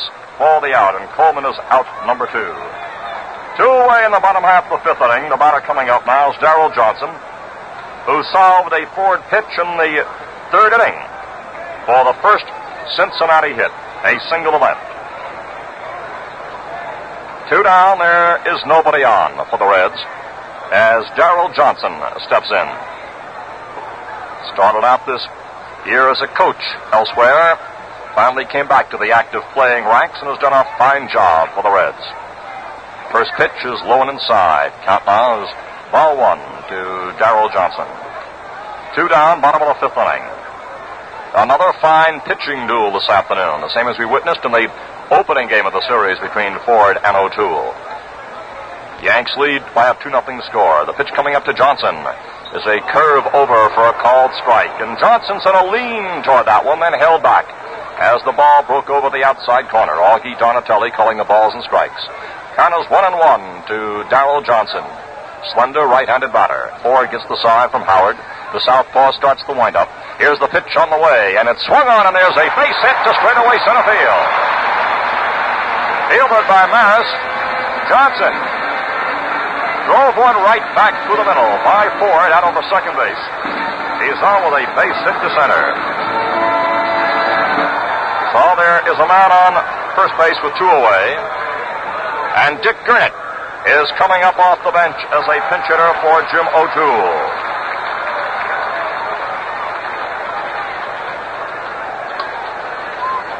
Dick Gurnett is stepping up as a pinch hitter. He'll bat for Jim O'Toole. And time is called as Howard goes out to speak to his pitcher. Gernett's hitting for O'Toole. Gurnett is hitting for the pitcher and is coming up with 0 for 2 in World Series play. During the course of the regular season, Gurnett had a .302 batting average. The oddity about Gurnett's hitting is that in the American League, he was famed as a power hitter. His average was not too high. There's a called strike one on a curveball. But here in the National League, he has not had any triples nor any homers, and yet he has hoisted his batting average for the season to .302. Ever dangerous at the plate, a right-handed batter. Count is strike 1. Here's the pitch, and there's a ground ball going out to Boyer, who makes a throw to Richardson at second for the force on Johnson to retire the side. And so in the bottom half of the fifth inning, the total show, no runs, one hit, no errors, and one left. The score at the end of 5 innings, Yankees 2, the Reds nothing. For the cool, refreshing lift you crave, try a Gillette foamy shave. Shaven cool and shaven wet, beat any kind of shaving yet. Shave Gillette. Clean, cool, refreshing. That's a foamy shave. Just a touch of the nozzle puts rich, creamy lather at your fingertips. Full-bodied lather that holds oceans of moisture against your beard. What's more, Foamy has K34, the antiseptic that erases bacteria while you shave. With all these advantages, you might expect Foamy to be the fastest-growing instant lather of them all. And it sure enough is. Try a Gillette Foamy shave yourself. Regular size costs 79 cents. Giant economy size holds twice as much, costs only 98 cents. With cooling menthol added, same price. This is WGY, WGFM Schenectady. Along with Wade Hoyt here in Cincinnati, where the Reds have a new pitcher on the mound, Jim Brosnan. Now comes on the scene as the 6th inning gets underway. The spectacled right-hander will be pitching first to Lopez, and here's the first pitch coming up. Swung on and foul back out of play. For strike one. Lopez went in as a pinch runner for Mantle in the 4th inning. After Mantle had singled, Maris to third, and Roger later scored as Howard grounded into a double play. Brosnan winds the next pitch. Coming up to Lopez is a fastball missed. Count now, strike 2. 2 strikes to Hector Lopez. Lopez is 0 for 2 prior to this game in the series. Brosnan getting the sign from Darrell Johnson. Right-hander dips low in the windup. Up goes the arm. The pitch on the way is wide, and it goes right by the catcher. Count now is ball 1, strike 2. Brosnan, 31 years old. He was born in Cincinnati. Now lives in Morton Grove, Illinois. He's a tall 6'4", 211 pounds, right-hander, who this past season had a 10-4 record. The pitch swung on. There's a foul going off to the right, going toward the seats. 1-2. Jim has won fame not only for his pitching, but by being an author. Lopez, right-handed batter, waits. Count is 1-2. Here's the next pitch on the way. And it is high as Lopez started to move for it. Held back on the swing. The count now is 2-2. Score of the ball game. The Yankees 2 and the Reds nothing. This is the start of the 6th inning. Ready now for that 2-2 pitch to Lopez. Here it comes. Strike called. And Lopez is out on a strikeout. So there's one away in the top of the 6th. And the batter is Elston Howard, who is 0 for 2. Jim is married to a pitcher. Wife is Ann Pitcher. That was her maiden name. Here now is Howard up there. He is struck out, grounded into a twin killing. Pitch from Brosnan. Swung on. There's a fly ball going to right center field. Robinson and Pinson both going for the ball. Neither can get it. It's taken by Robinson just a foot or so from the fence on the hop. On the way to second base goes Howard. In with a stand-up double. Elston Howard coming up with a 2-bagger to deep right center field.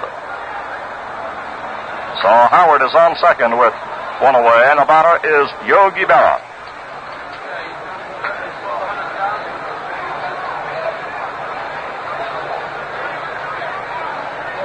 Yogi Berra steps up, and he'll draw an intentional walk. There's ball 1 wide.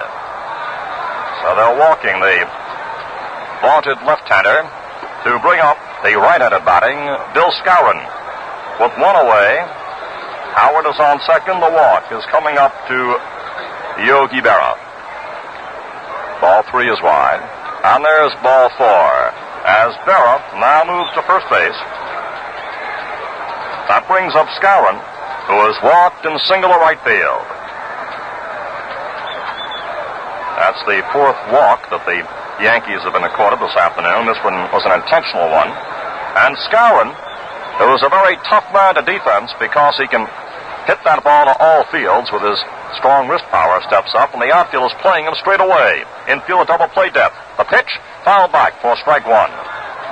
Elston Howard is on second. Yogi Berra is on first base, and there's one out. We're in the top of the sixth inning. The score, the Yankees 2, the Reds nothing.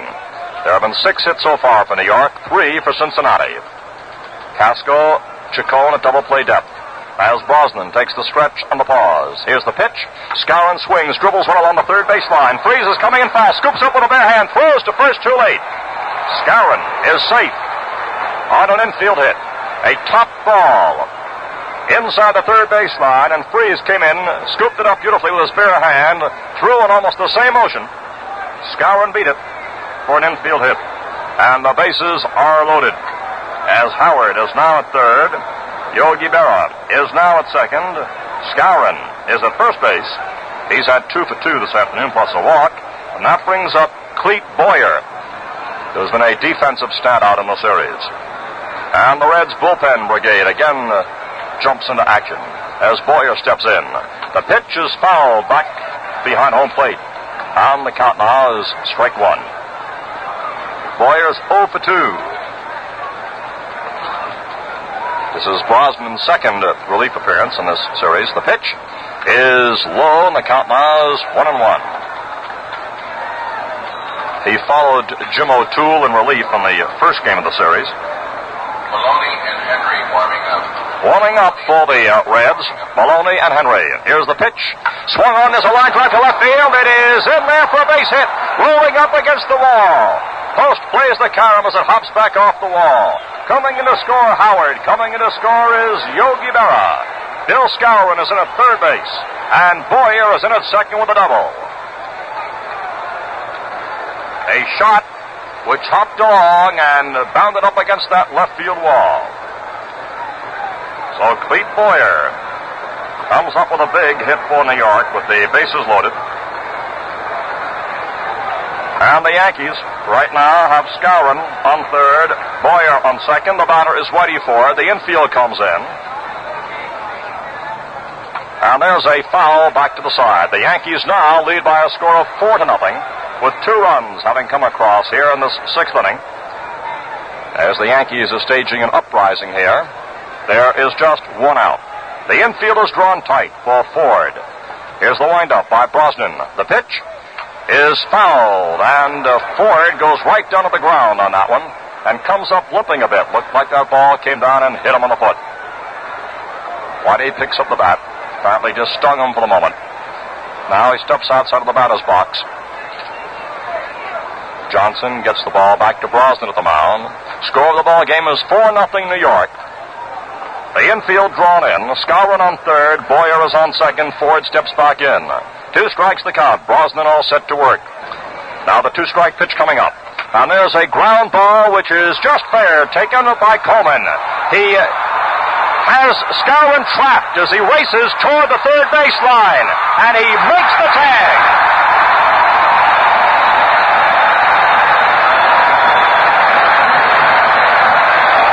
Gordy Coleman touched first base, then went over and made the tag on Skowron, who was trapped between third and home for an unassisted double play to retire the side. So in the top of the sixth inning, 2 runs posted for the New York Yankees in the score at the end of 5 1/2. The Yankees 4, the Reds nothing. Bobby Richardson, 3rd run batted in today, and he now has a total of 12 RBIs in 6 ball games. That set a new series record. Listen to the actual play-by-play of little Bobby Richardson chasing home his 12th run. Johnny Blanchard at second base. 2-1 pitch to Bobby. Swinging a well-tied ball left center, way back. It's going to be out there. Verdon can't get it. It's going to go to the wall. Here is Blanchard scoring. Richardson around second. He's on his way to third. And he goes in standing up with a triple. Exciting records like that are all put down in easy-to-read form in the Gillette World Series Encyclopedia, a handy pocketbook that is yours for free with the purchase of the Gillette Adjustable Razor Set at the regular price of $1.95. What a book! 256 pages containing a history of the World Series since it began. Stories, facts, records. You get them all in this new World Series Encyclopedia. It comes free with the Gillette Adjustable Razor and a dispenser of those amazing Super Blue Blades for only $1.95. Well, the crowd is still buzzing about that one as Whitey Ford sent a ground ball to Coleman, who took it near the bag, touched the base with his foot while he was brandishing his arm toward Skowron, who was hung up between third and home. And all the while Coleman was bluffing, making the throw, he was running toward the Yankee runner and finally made the tag on Skowron along the baseline for the unassisted double play to retire the side. With 2 runs, 3 hits, and 1 man left on in the top of the 6th inning. So as you move to the bottom half of the 6th, there's Chacon leading off, and the first pitch is ball 1. New York leads by a score of 4-0. Chacon is 0 for 2 against Whitey Ford. Here's the pitch, and it's a called strike on the outside corner. The count now is 1-1. To be followed by Casco and Pinson. So far, just 3 hits against Whitey Ford. 1-1, the count to Chacon. The leadoff batter for the Reds. Ford starts the windup. Here's the pitch on the way. It's swung on. There's a line drive, which is foul by 3 feet or so outside the left field line and about halfway out to the wall. Elston Howard hustles out to speak to Whitey Ford.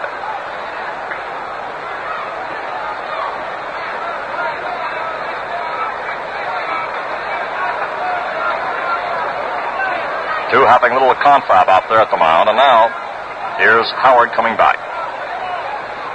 Whitey rolling along with his consecutive scoreless innings has now gone 32 in World Series competition without giving up a run.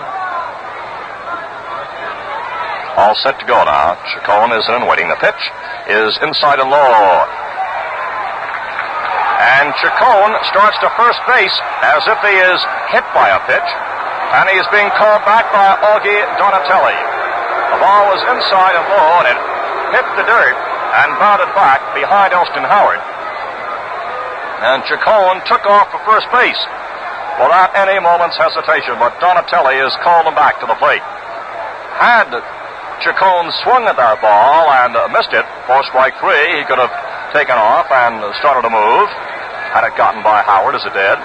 But Chacon, in this case, did not appear to give it much of a cut. He was moving back out of the way and apparently claiming the ball hit him. But he is called back by Donatelli. The count now is 2-2. Pitch. There's a ball lined to short left, and Vera comes in, makes a dive for it, can't get it. Chacon is on first base. A base hit for Ilio Chacon, starting off the bottom half of the 6th inning. Vera made a dive for that one, bumped along the ground, just barely got his glove on it, but as Vera was lying in, the ball was just 1 or 2 feet just behind him. Tony Kubek is going off for a few words with Vera in left. And I think that Yogi may have had something in his eye there.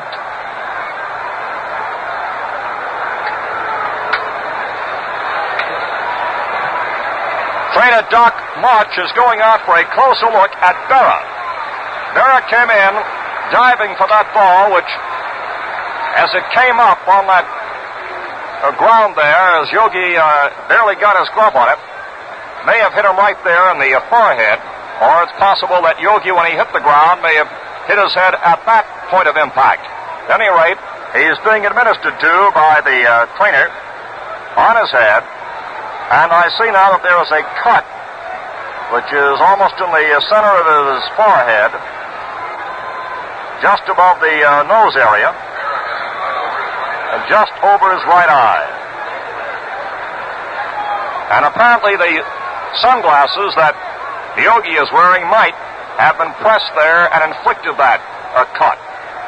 It's bleeding just slightly as we look down through the glasses here in our broadcast booth.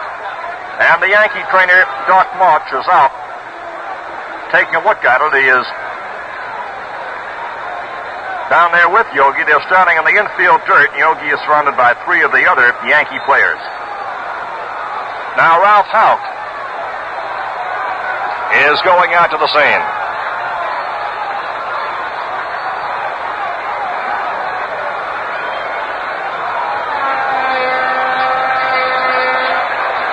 And while this is going on, there is a new pitcher on the scene for the New York Yankees. As all of a sudden, we see that the Yankees have made a pitching change while the glasses were being focused on Yogi Berra. And Jim Coates has moved on the scene to take up the pitching at this point, which is certainly a most unusual development. Berra is now patched up and going out to his left field spot. Elio Chacon is on first base with a single to left, which caused the Yankees and the Yankee trainer to gather around Berra. And while Berra was being administered to, there was Coates coming in to take over the pitching.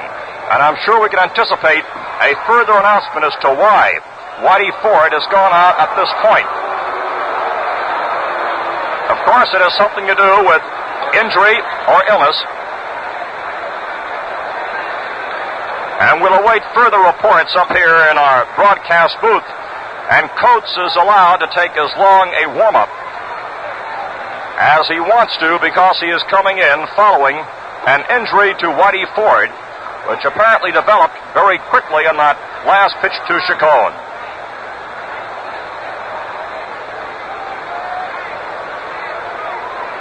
It appears on the first report that Whitey injured his elbow on that last pitch. But with this very unusual development taking place here in the bottom half of the sixth inning with nobody out, we'll be getting further reports undoubtedly. At any rate, on one play here, we have had two injuries, with Berra getting injured in left, apparently all right, but Ford having to leave the ball game, and Jim Coates, who is a right-hander, is taking an extended warm-up and is now all set to work. It's possible that when Ford was at the plate, you may recall in the bottom of the sixth, he hit into an unassisted double play to end the inning, that he may have injured himself in some way on the swing, but we'll have to wait the official report. Now here's Eddie Casco facing Coates. And the first pitch is over for a called strike. There's a throw by Howard to Skowron, and Chacon is back to the bag at first base. Coates is a tall right-hander. And Louis Arroyo, meanwhile, is warming up in the Yankee bullpen. There's a look toward first to Chacon. The pitch swung on. There's a high fly ball to short left. Berra comes in, looking up in the sun for it, and has it. Casco is out.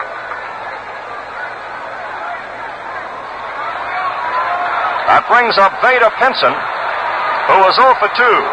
Now, Whitey Ford has set a new Major League record with 32 consecutive scoreless innings. But he left with one man on base, Chacon. If Chacon does score, he'll be charged against Ford. Pinson swings and misses for strike one. Jim Coates on the mound. Arroyo warming up in the bullpen. And Vada Pinson at the plate with a one-strike count. Here's the pitch. Pinson swings. There's a grounder going out to Skowron. He goes back, touches the bag for the out. As on the play, Chacon moves to second base. And that brings up Frank Robinson, who is 0 for 1 and has been hit by a pitch.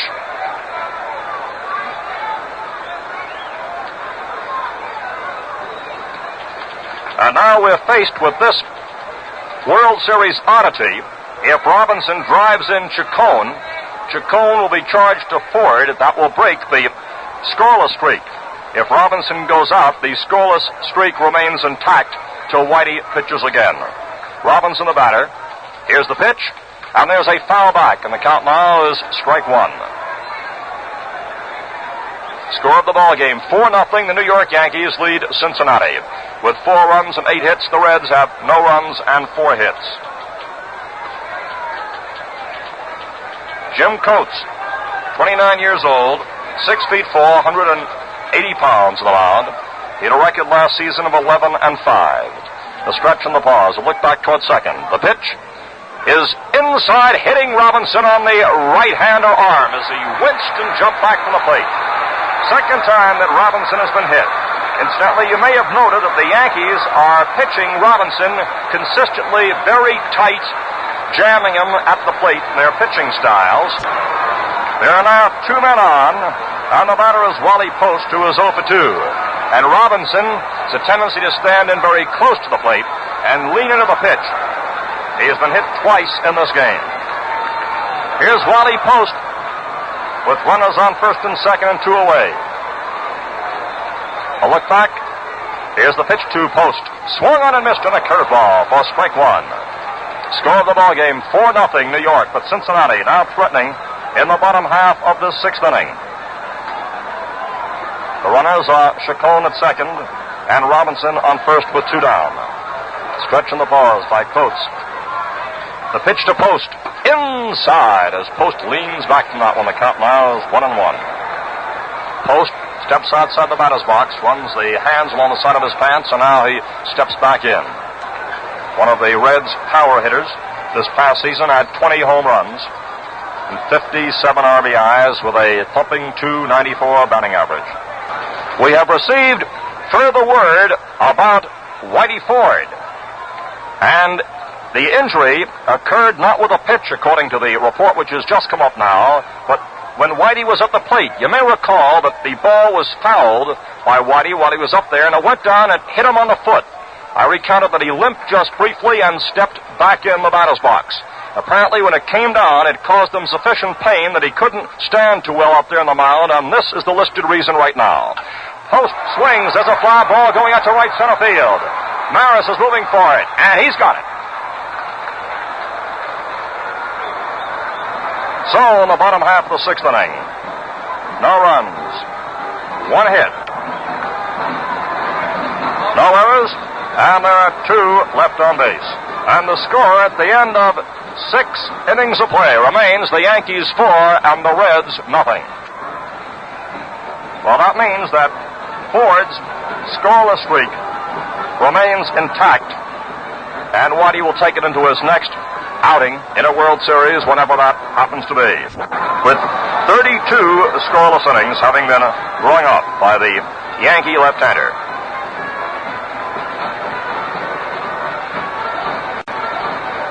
Now, as we move into the 7th inning of the ball game, it's Richardson, Kubek, and Maris coming up for the New York Yankees to face Jim Brosnan. And the right-hander now taking his warm-up pitches. The totals at the end of 6 full innings: New York, 4 runs, 8 hits, and no errors. And Cincinnati, no runs, 4 hits, and no errors. The leadoff batter for the New York Yankees is Bobby Richardson, who this afternoon has kept up his torrid World Series thumping with 2 more base hits in 3 times at the plate, a double and a single. Richardson, who seems to really spring to life come October in World Series play, has had a total now of 7 hits in this World Series, and that paces the hits for any individual batter. So Richardson now steps in to lead off this 7th inning. Brosnan takes the windup. Here's the first pitch to Bobby. He attempts a bunt and misses for strike 1. Strike 1 to Richardson. Tony Kubek is on deck. There's the windup now by Brosnan. The right-hander's next pitch is wide, and the count now is 1-1.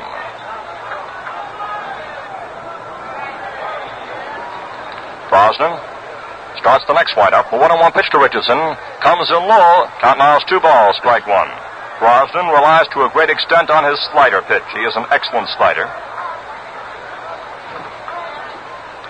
Here's the 2-1 pitch to Richardson. And there's a liner going into left center field. After it is Pinson, after it is Post. Neither can get it. The ball is followed by Pinson as he plays it on the hop. Going into second base is Richardson. A wild throw comes in over the head of the second baseman Chacon, but it's backed up by Coleman. And it's scored as a single for Richardson. And an error by Pinson.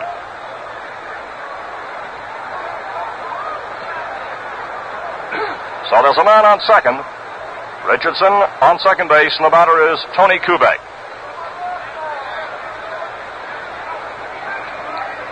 Kubek is 1 for 3.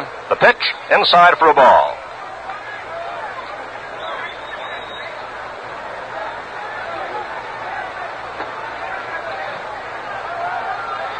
Ball 1 to Tony Kubek. Richardson on second. The pitch swung on. There's a fly ball going out to left field. Post comes in, shielding his eyes from the sun. Makes the catch in short left. Kubek, out number 1. Richardson is on second. And the batter now is Roger Maris, who is 0 for 2 and has walked. Richardson has had 8 hits in 16 at-bats. And Maris is being given an intentional walk, which will put him on first base with Richardson on second. 1 away, and will bring up Hector Lopez. That error, by the way, was the first committed by the Reds in this series, as the ball was hit by Richardson into left center, and Pinson tried to hustle on the retreat, moving to his right, bobbled the ball as it hopped up, rolled a few feet away. Richardson took advantage of that, miscued to move into second. So Maris now jogs to first base with the intentional walk. And the batter is Hector Lopez, who looked at a called strike 3.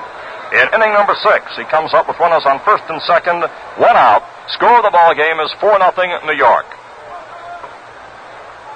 Lopez, a right-handed batter, steps in. The pitch is low and away, and the count now is ball 1 to Lopez.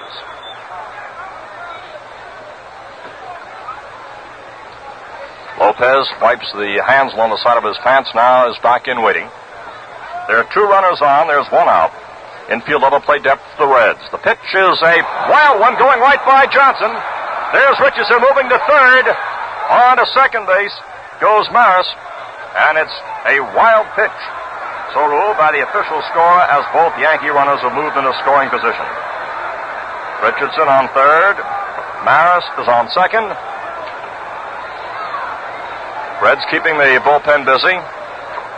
Warming up is Bill Henry, left-hander, as Lopez now steps back into the batter's box. The count now is ball 2. Richardson on third. Maris is on second. There's 1 away. We're in the top of the 7th inning. And now the Reds draw the infield in tight as Boston looks in to get the sign from Johnson. Right-hander takes a look toward third. Now starts the windup. Here's the pitch. Lopez swings and misses. The ball pops in and out of Johnson's mitt. Count now is ball 2, strike 1 to Hector Lopez. Score is 4-0. The Yankees lead. They're threatening to add to their total. Infield is drawn tight. We're in the top of the 7th. Here's the next pitch to Lopez. He swings and lashes a line shot to center field for a base hit. 1 run scores. Here comes a second on the way. And on to second base goes Lopez as the throw comes in late to home plate. Pinson threw late to home plate as Lopez, with a line shot to short center field, drives in 2 runs, scoring Richardson, scoring Maris, and Lopez gets credit for a single, moved on to second on the throw-in. So the Yankees now lead 6-0, and the batter is Elston Howard, who is 1 for 3. Lopez on second base. The first pitch, a called strike to Howard on the outside corner. Howard doubled to right center last time up, and then came around to score. Strike 1 the count to Howard. Here's the next pitch, and there's a ground ball which is foul outside of third, picked up by Freese there. He gets the ball back to the mound, and the ball is short of Brosnan, rolls along the ground, where Wally Moses goes over to pick it up along the first base line. Flips it over to the first base umpire, Ed Runge, for inspection, and Runge tosses this ball out of the game. Strike 2 to Elston Howard. Lopez on second base. He took the place of Mantle as a pinch runner in the fourth inning. Ready for that two-strike pitch now. Here it comes. And there's a foul off to the box seat barrier on the right field side. Skipping off the barrier over to Gordy Coleman. Again, it's inspected by Ed Runge. And again, the baseball is thrown out of play. Howard steps back in. Count strike two. Lopez on second base. The pitch swung on and missed. And Howard is out on a strikeout. That's out number two. And the batter now coming up is Yogi Berra, who is 0 for 2 and has drawn an intentional walk. Left-handed batter facing the right-handed Jim Brosnan. Score, Yankees 6, the Reds nothing. Yankees have 10 hits, and the Reds have had 4. And Yogi Berra once again will be given an intentional walk. This is the second time that he's been accorded this treatment, and that will bring up Bill Skowron, who last time met the challenge with a top ball on the third base line for an infield hit. This loaded the bases, and Boyer then proceeded to drive in 2 runs with a double to left. So Berra gets the intentional walk, and that brings up Skowron, who has had a perfect afternoon with a walk, a single to right, and his infield hit. Lopez, the runner on second. Berra is the runner on first. The Yankees in this inning have had 2 runs come across the plate. They lead by a 6-0 score as Skowron steps in. They're 2 away. The pitch to Bill is wide for ball 1. Ball 1 to Bill Skowron. He's hitting 7th in the New York Yankee batting order. Brosnan gets the sign from Johnson. Stretch in the pause by Brosnan. The pitch swung on, and there's a ground foul going over toward the left. Picked up by young Jerry Zimmerman, who's warming up Henry down there in the bullpen. 1-1, the count to Bill Skowron. Now we're all set to work. The next pitch swung on. There's a line shot into center field. Coming in to score is Lopez. There's a throw to third. Berra makes the head first dive, and he is out.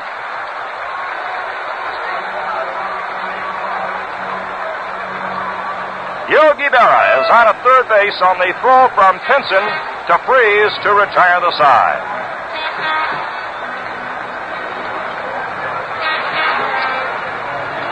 On the play, however, of course, the run does score as Lopez came in to score. That ball instantly that was hit hard was hit off Brosnan, just deflected slightly as it rammed into center field. So in this inning, 3 runs, and the Yankees lead at the end of 6 1/2. The Yankees 7, the Reds nothing. Paper-made credit card contest winners now leaving for London, Paris, and other world-famous cities. How would you like to fly anywhere, stay anywhere, dine anywhere, and just sign for it? Never get a bill. Well, the world is yours if you win the Paper-Mate $50,000 credit card contest. You'll fly the finest on TWA Superjets, and just sign for it using your TWA Air Travel Card. You'll stay at luxury hotels like the Royal Hawaiian in Honolulu, dine at famous restaurants in Paris or Rome, and just sign for it using your Diners Club card. You'll have a car when you want it with your Hertz Rent-A-Car card. Gas when you need it with your Shell credit card. When it's time to pay, just pull out your Paper-Mate pen and sign for it. Never get a bill. Grand prize is $10,000 in credit or cash, 500 other prizes. Get entry blanks and full contest details now wherever Paper-Mate pens are sold. Well, in the top of this inning, 3 runs for New York on 3 hits. There was an error and a man left on base as Pinson's throw to Freeze got Berra trying to reach third as Yogi made a head-first dive. It was just a bit short and late. Now Freeze swings and misses, strike 1, as Jim Coates' first pitch comes in on the inside corner, a fastball. Bill Skowron, by the way, has had a perfect afternoon. He got credit for an RBI as Lopez scored run number 3 in the 7th on Skowron's 3rd hit, plus a walk. The pitch to Freeze swung on. He lifts a high fly ball to short left. Berra is there, waiting, and Yogi has it. So Freeze is out number 1 in the bottom half of the 7th. And the batter now is Gordy Coleman, who was grounded out twice. Twice the Reds decided to walk Berra to get to Skowron, and twice Skowron came up with base hits. This last one in the top of the inning drove in a run. However, this is by way of turnabout, because 3 times the Yankees have given the Reds intentional walks, and 3 times the Reds have come through with hits. Coleman swings, sends a pop-up to very short right. Back goes Richardson. In comes Lopez. Lopez calls, and he has it. And the ball almost fell out of his mitt. He caught it right down near the heel, and it balanced precariously there for just a moment. So Coleman is out number 2, and now we move into the pinch hitting ranks as Gus Bell comes up to bat for Darrell Johnson. Bell, a left-handed batter, steps up with 2 away in the bottom half of the 7th.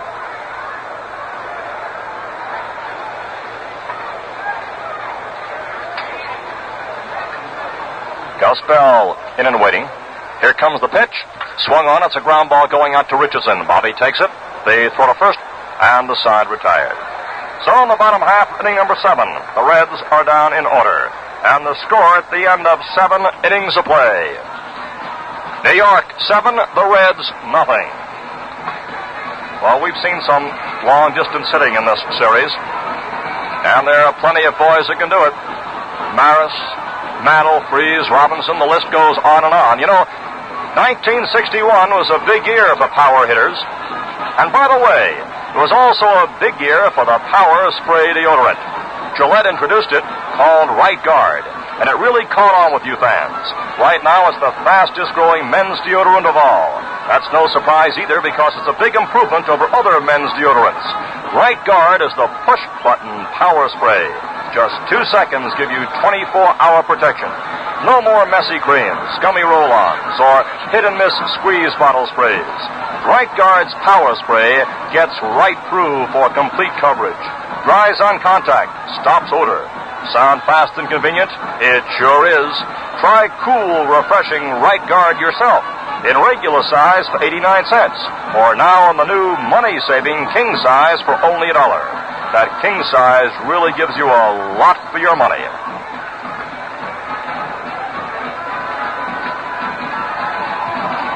Jerry Zimmerman now moves in to take up the catching duties. Taking his first appearance behind the plate, Jim Brosnan is on the mound. He's listed as the first man up in the bottom half of the inning. And we're all set to go now as Boyer leads off for the Yankees in the 8th inning. The pitch is swung on, and there's a high foul back to the screen. Going forward to Zimmerman, but he can't get it. It's on the screen and out of play. And the count is strike 1 to Boyer, who doubled across 2 runs in his last appearance. He has 1 for 3 in this game.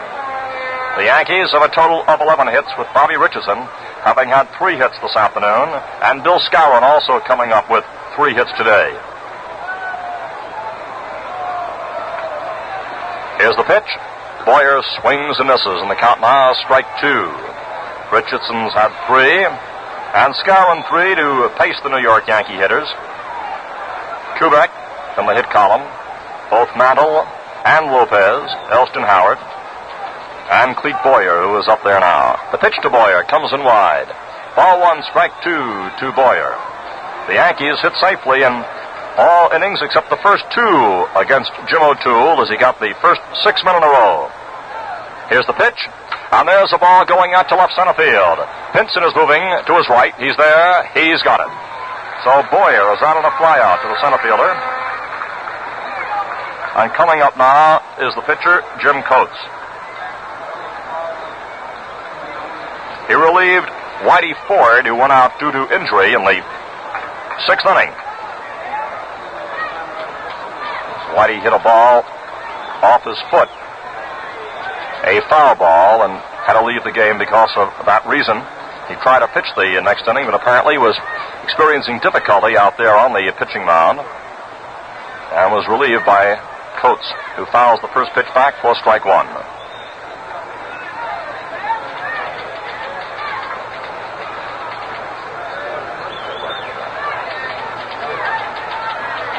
Here's the next pitch coming in wide. The count now is 1-1. To Jim Coates, the New York Yankee. Pitcher up there at the plate. One away, we're in the top of the 8th. The score of the ball game. The Yankees lead by a 7-0 score. Brosnan pitches, and there's a dribbler going foul along the first base line. Catcher Zimmerman goes over to pick it up. As Coates steps outside the batter's box for a moment with the count ball 1 and strike 2. Brosnan on the mound. He came on during the 6th inning. Now we're all set to go. Brosnan came on actually to start the 6th. The pitch is low and away, and the count now is 2-2. Coates be followed by Bobby Richardson, whose hits are mounting in this series.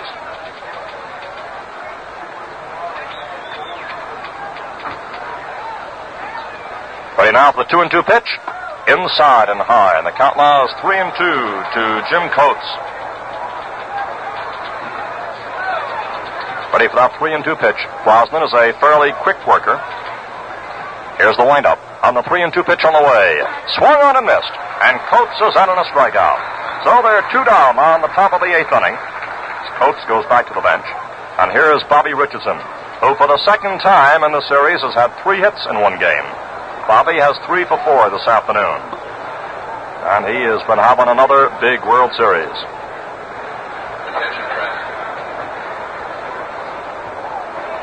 All set to go. The pitch to Richardson is over for a called strike. The Reds jogger number 2 for officials and press. Strike 1 to Bobby Richardson. 1 p.m. Brosnan's next pitch, a changeup, and there's a line drive, a leap by Chacon, and he's got it.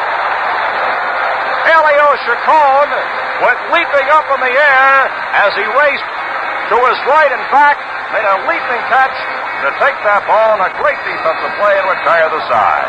So on the top of the 8th, there are 3 up and 3 down. And the score at the end of 7.5 innings, the Yankees 7 and the Reds nothing.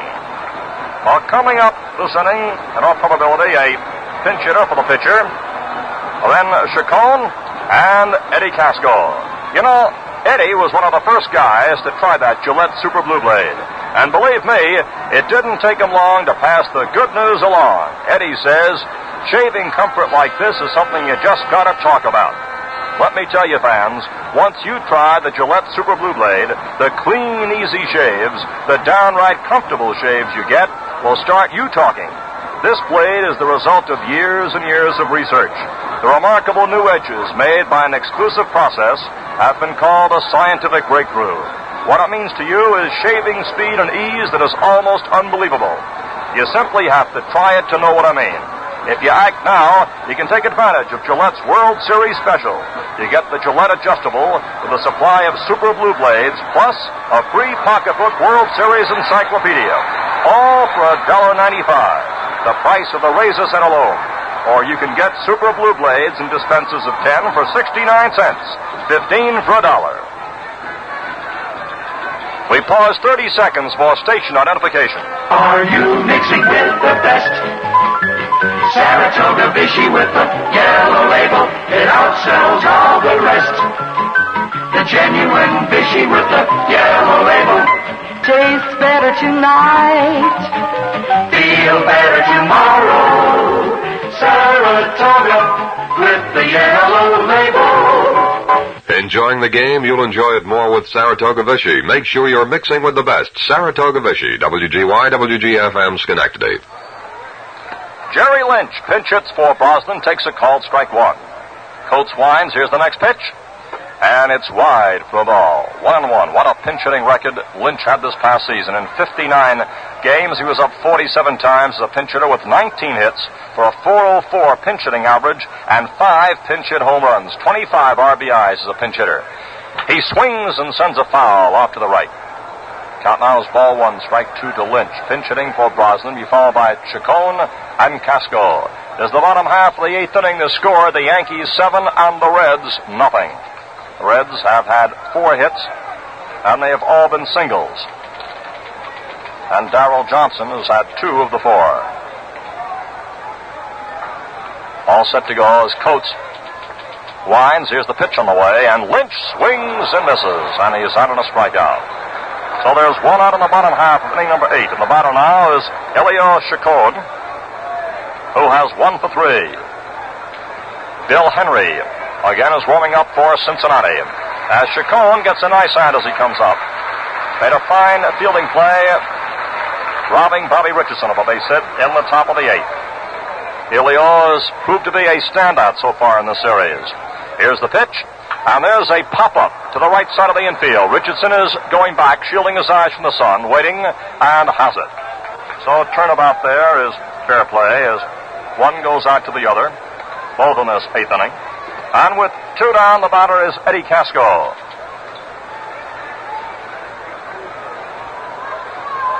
Casco has 1 for 3, fly to right his first time up, then he singled to left, and his last time up he flied out to left field.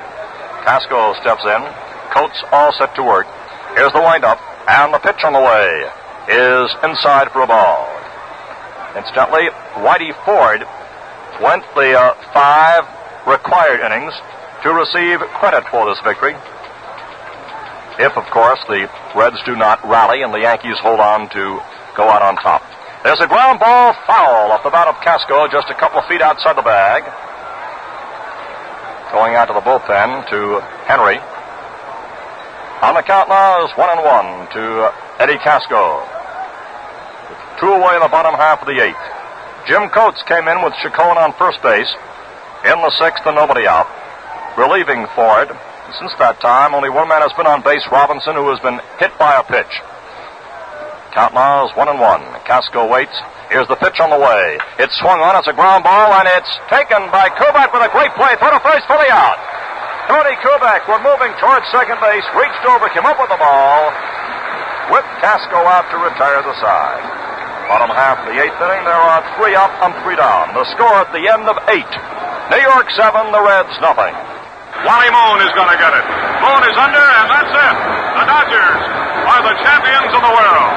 Who finished all 4 games for the Dodgers in the 59 series? Larry Sherry.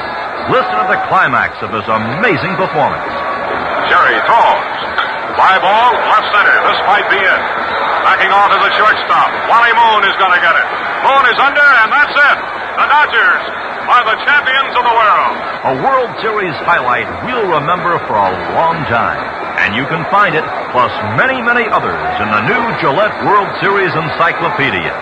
This 256-page book is packed with interesting baseball lore, records of every player, cartoons by Willard Mullen, practically every World Series fact and figure. It's all yours free when you buy the Gillette Adjustable Razor Set at the regular price of $1.95. Get your Gillette World Series Encyclopedia and enjoy the series more.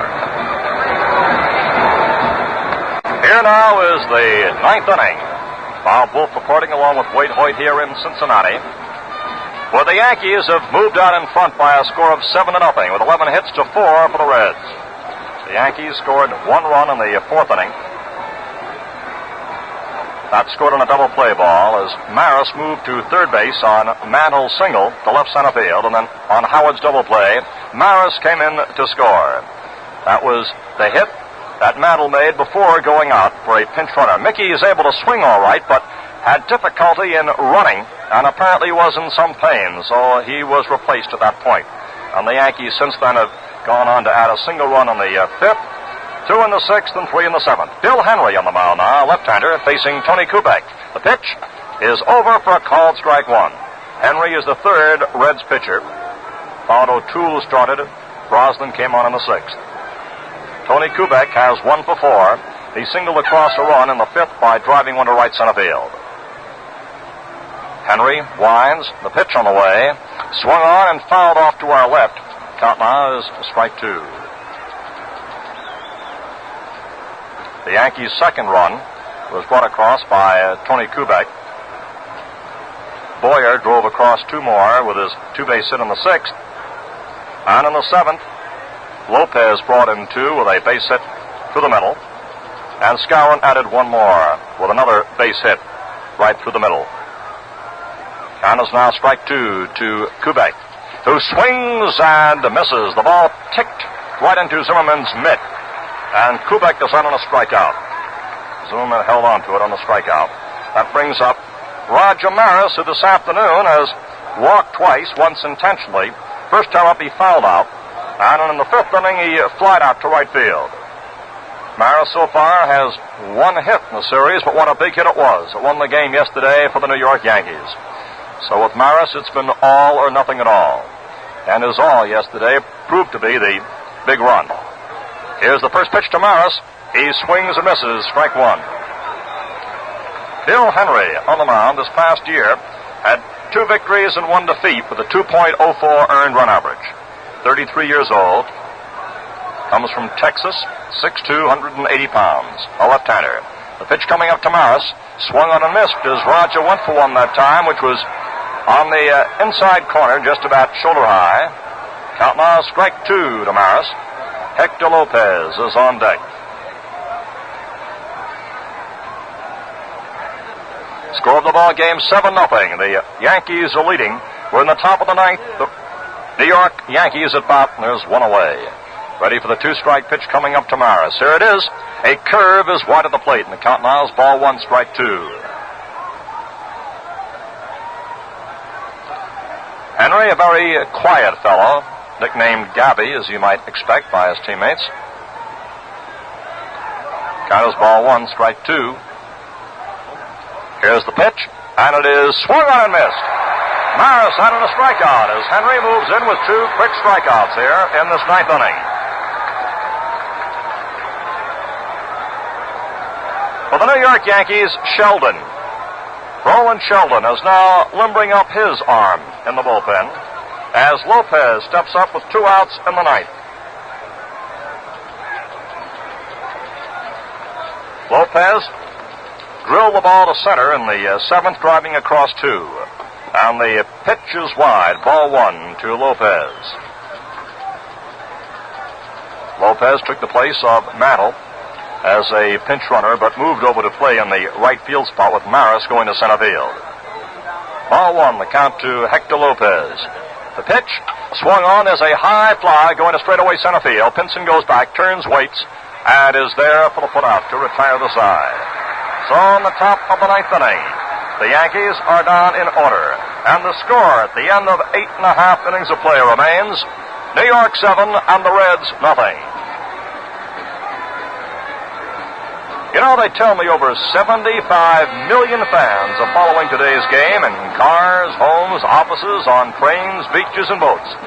When you tell that many people about a deal like this year's Gillette World Series special, well, the supply won't last long. So get a free Gillette World Series encyclopedia with the purchase of the Gillette adjustable razor set at the regular price of $1.95. This handy book is a Gillette Pocket Edition containing the complete text of the new $5 World Series encyclopedia. 256 pages with line scores and highlights of every game, lifetime statistics of every player, series all-time marks, including batting and pitching records, even the 1961 rosters of every club. And it comes free with the Gillette adjustable razor set. The adjustable is the razor you set to match your own combination of skin and beard. It comes complete with travel case and a dispenser of those new Super Blue Blades. So better hurry, get your free Gillette World Series encyclopedia with razor set for only $1.95.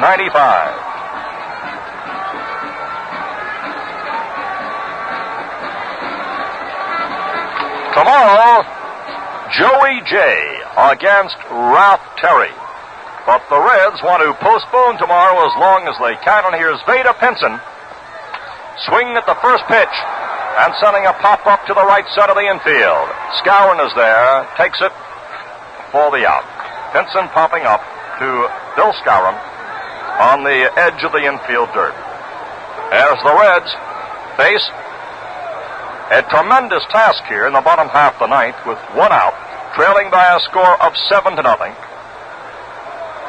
And Frank Robinson now coming up. Frank is 0 for 1 in this game. He has been hit by a pitch twice. And he steps in to face Jim Coates. The pitch, a fastball inside and high. It's ball 1. While Whitey Ford was on the mound in his 5 complete innings, he gave up just 4 hits. Coates has not been hit in relief since he came on the scene.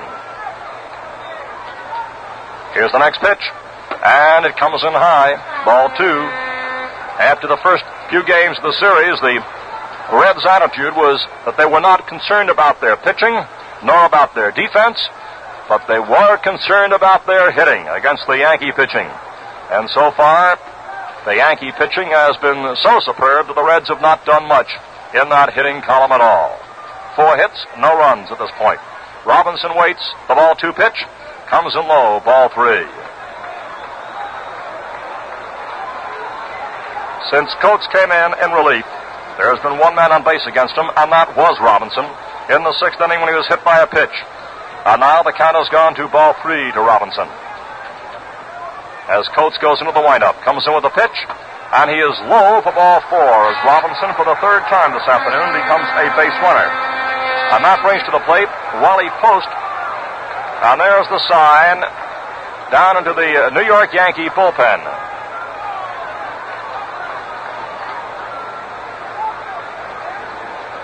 To start warming up a Yankee right-hander.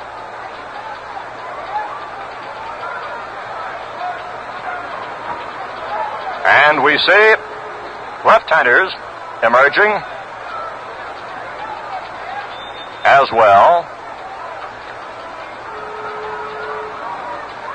as old reliable Louis Arroyo now steps up there. Whitey Post swings and misses, strike 1. And there'll be 2 left-handers coming up. Louis Arroyo and Bud Daly are now warming up. Strike 1, the count to Whitey Post, who is 0 for 3. The pitch. Post swings. There's a base hit to left field in the hole between Kubek and Boyer. Fielded by Berra. Robinson moves to second base. As Whitey Post has his first hit of the afternoon. And the Red fans who have been waiting for something to cheer about in the offensive department this afternoon now start stirring here in the bottom half of the 9th. The batter, Gene Freese, who has flied out 3 times. He'll be followed by Gordy Coleman. And that is the first hit of Jim Coates, who up to this point has pitched very tight relief ball. Whitey Post with a single slashed in between 3rd and short. Arroyo and Daly both warming up for the Yankees. Freese the batter, and the pitch is inside and low for a ball. Freese has been given a demonstration during this ball game of long ball hitting, but unfortunately for the Red fans, his long drives have been all foul outside the left field line. 3 flyouts. Count is ball 1 to Freese. The pitch is a strike call in the inside corner. The count now is 1-1. Score of the ball game: New York 7, Cincinnati nothing. We're in the bottom half of inning number 9, the bottom of the 9th. The Reds have runners on first and second, 1 away. And the batter is Gene Freese.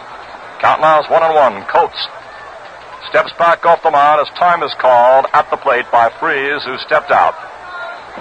Augie Donatelli calling time. And now Freese tugs at the peak of his cap and now steps back in. Time still called by Augie Donatelli. And now the second base umpire, Jocko Conlon, takes a look at the ball and throws it out of play as the new ball goes out to Coates at the mound. All the hits in this game for the Reds have been singles, with Post on with single number 5, Robinson on second by virtue of his walk, moving up on the base hit. There's 1 out. The Yankees infield double play depth. Score of the ball game 7-0. New York leads Cincinnati. Freese waits. The 1-1 pitch, swung on and missed. It was a fastball which came in just below the shoulders in the inside corner. On the count now is ball 1, strike 2 to Gene Freese. Score 7-0. The Yankees lead in this 4th game. And if the Yankees take this one, and they're edging toward that possibility, that's for sure, in the bottom of the 9th, unless the Reds come up with a tremendous rally, the Yankees will hold a 3-1 lead, putting it squarely up to Joey J tomorrow as he goes against Ralph Terry. Count now is ball 1, strike 2 to Freese. Stretch in the pause by Coates. A look back toward Robinson. The pitch. Freese swings and misses. He's out on a strikeout.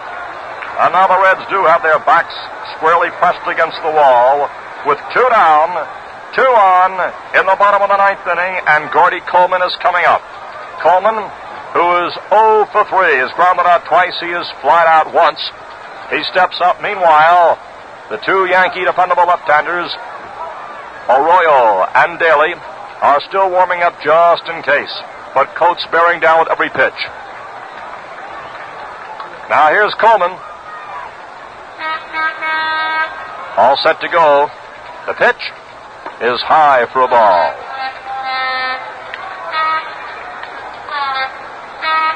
Ball 1, the count to Gordy Coleman. Left-handed batter who can hit that long ball. Hit and waiting. Coates takes a look back toward second. Here's the pitch. Coleman swings and misses, and he tried to stop that swing, but just couldn't do it. As he went around, and Augie Donatelli says it's a strike, and the count now is 1-1. Johnny Edwards is moved hopefully on deck for Cincinnati.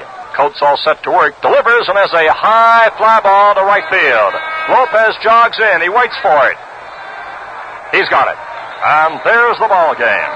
In the bottom half of the 9th inning, there were no runs, 1 hit, no errors, and 2 are left on base.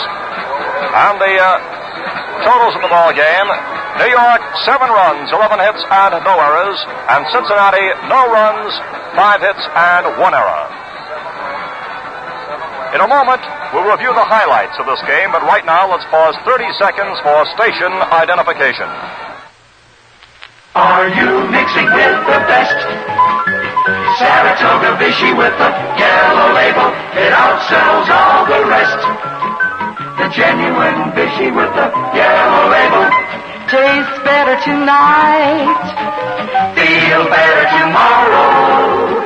Saratoga with the yellow label. Hope you've enjoyed the game. Know you'll enjoy Saratoga Vichy. Make sure you're mixing with the best. Saratoga Vichy, WGY, WGFM, Schenectady. The Yankees now lead 3 games to 1 in the World Series. And here to tell you about the highlights of our game this afternoon, it's Wade Hoyt. Wade?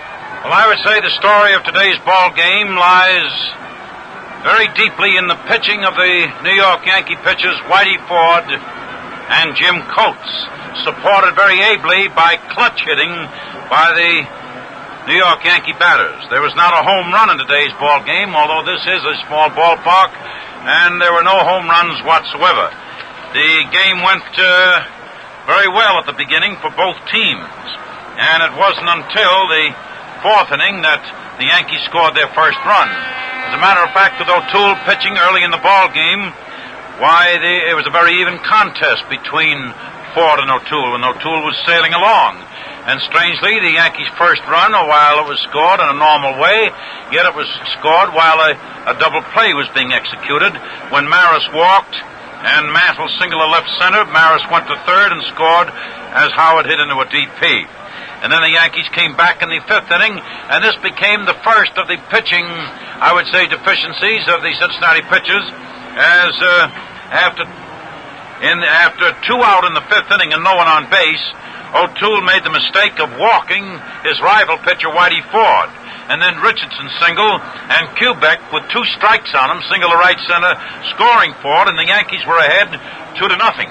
And in the meanwhile, one of the great stories of all time in World Series history was unfolding itself, as when Whitey Ford completed the 3rd inning of pitching here today and shut out the Cincinnati Reds in the first 3 innings, he set the World Series pitching record of 30 consecutive innings allowing no runs. And that broke the record once held by Babe Ruth, who had pitched 29 2/3 innings in a combination of World Series of 1916 and 1918. In 1916, Babe Ruth pitched 13 scoreless innings, consecutive scoreless innings against the Brooklyn Dodgers, and then in 1918 against the Chicago Cubs, he added 16 2/3 more, completing a cycle of 29 2/3 innings.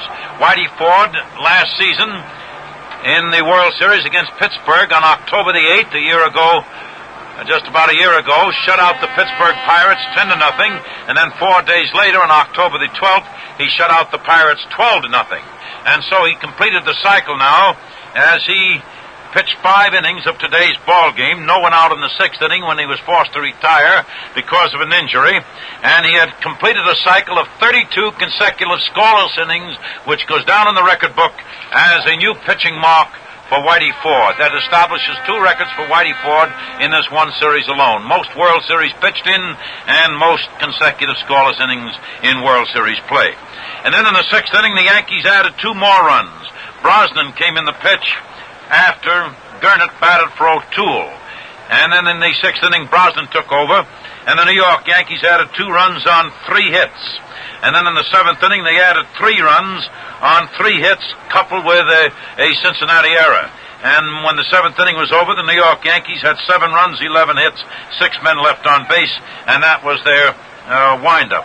In the ball game today, the Yankees 7 runs, 11 hits.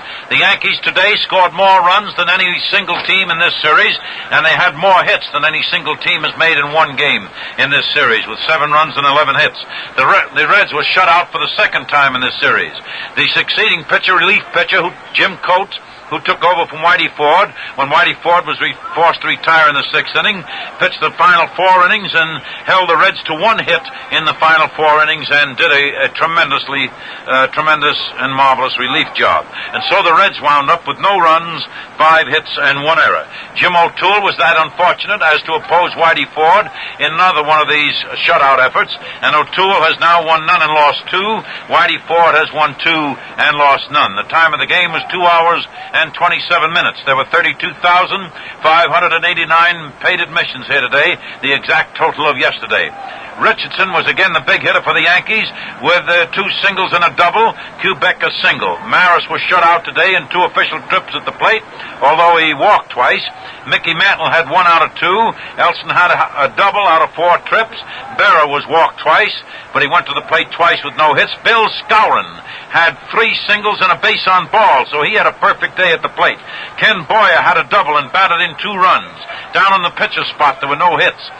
The 5 hits made by the Cincinnati Reds, 1 by Chacon, 1 by Casco, 1 by Post, and 2 by Darrell Johnson. I did want to add an odd note here today that 3 times the Reds pitchers walked 3 Yankee batters to get at the succeeding batter, and 3 times that succeeding batter hit safely.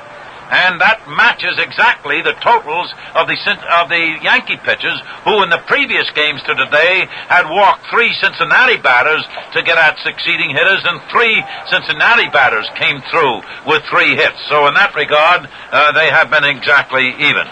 Well, so once again the totals. Today, the New York Yankees, 7 runs, 11 hits, no errors. The Reds, no runs, 5 hits, 1 error.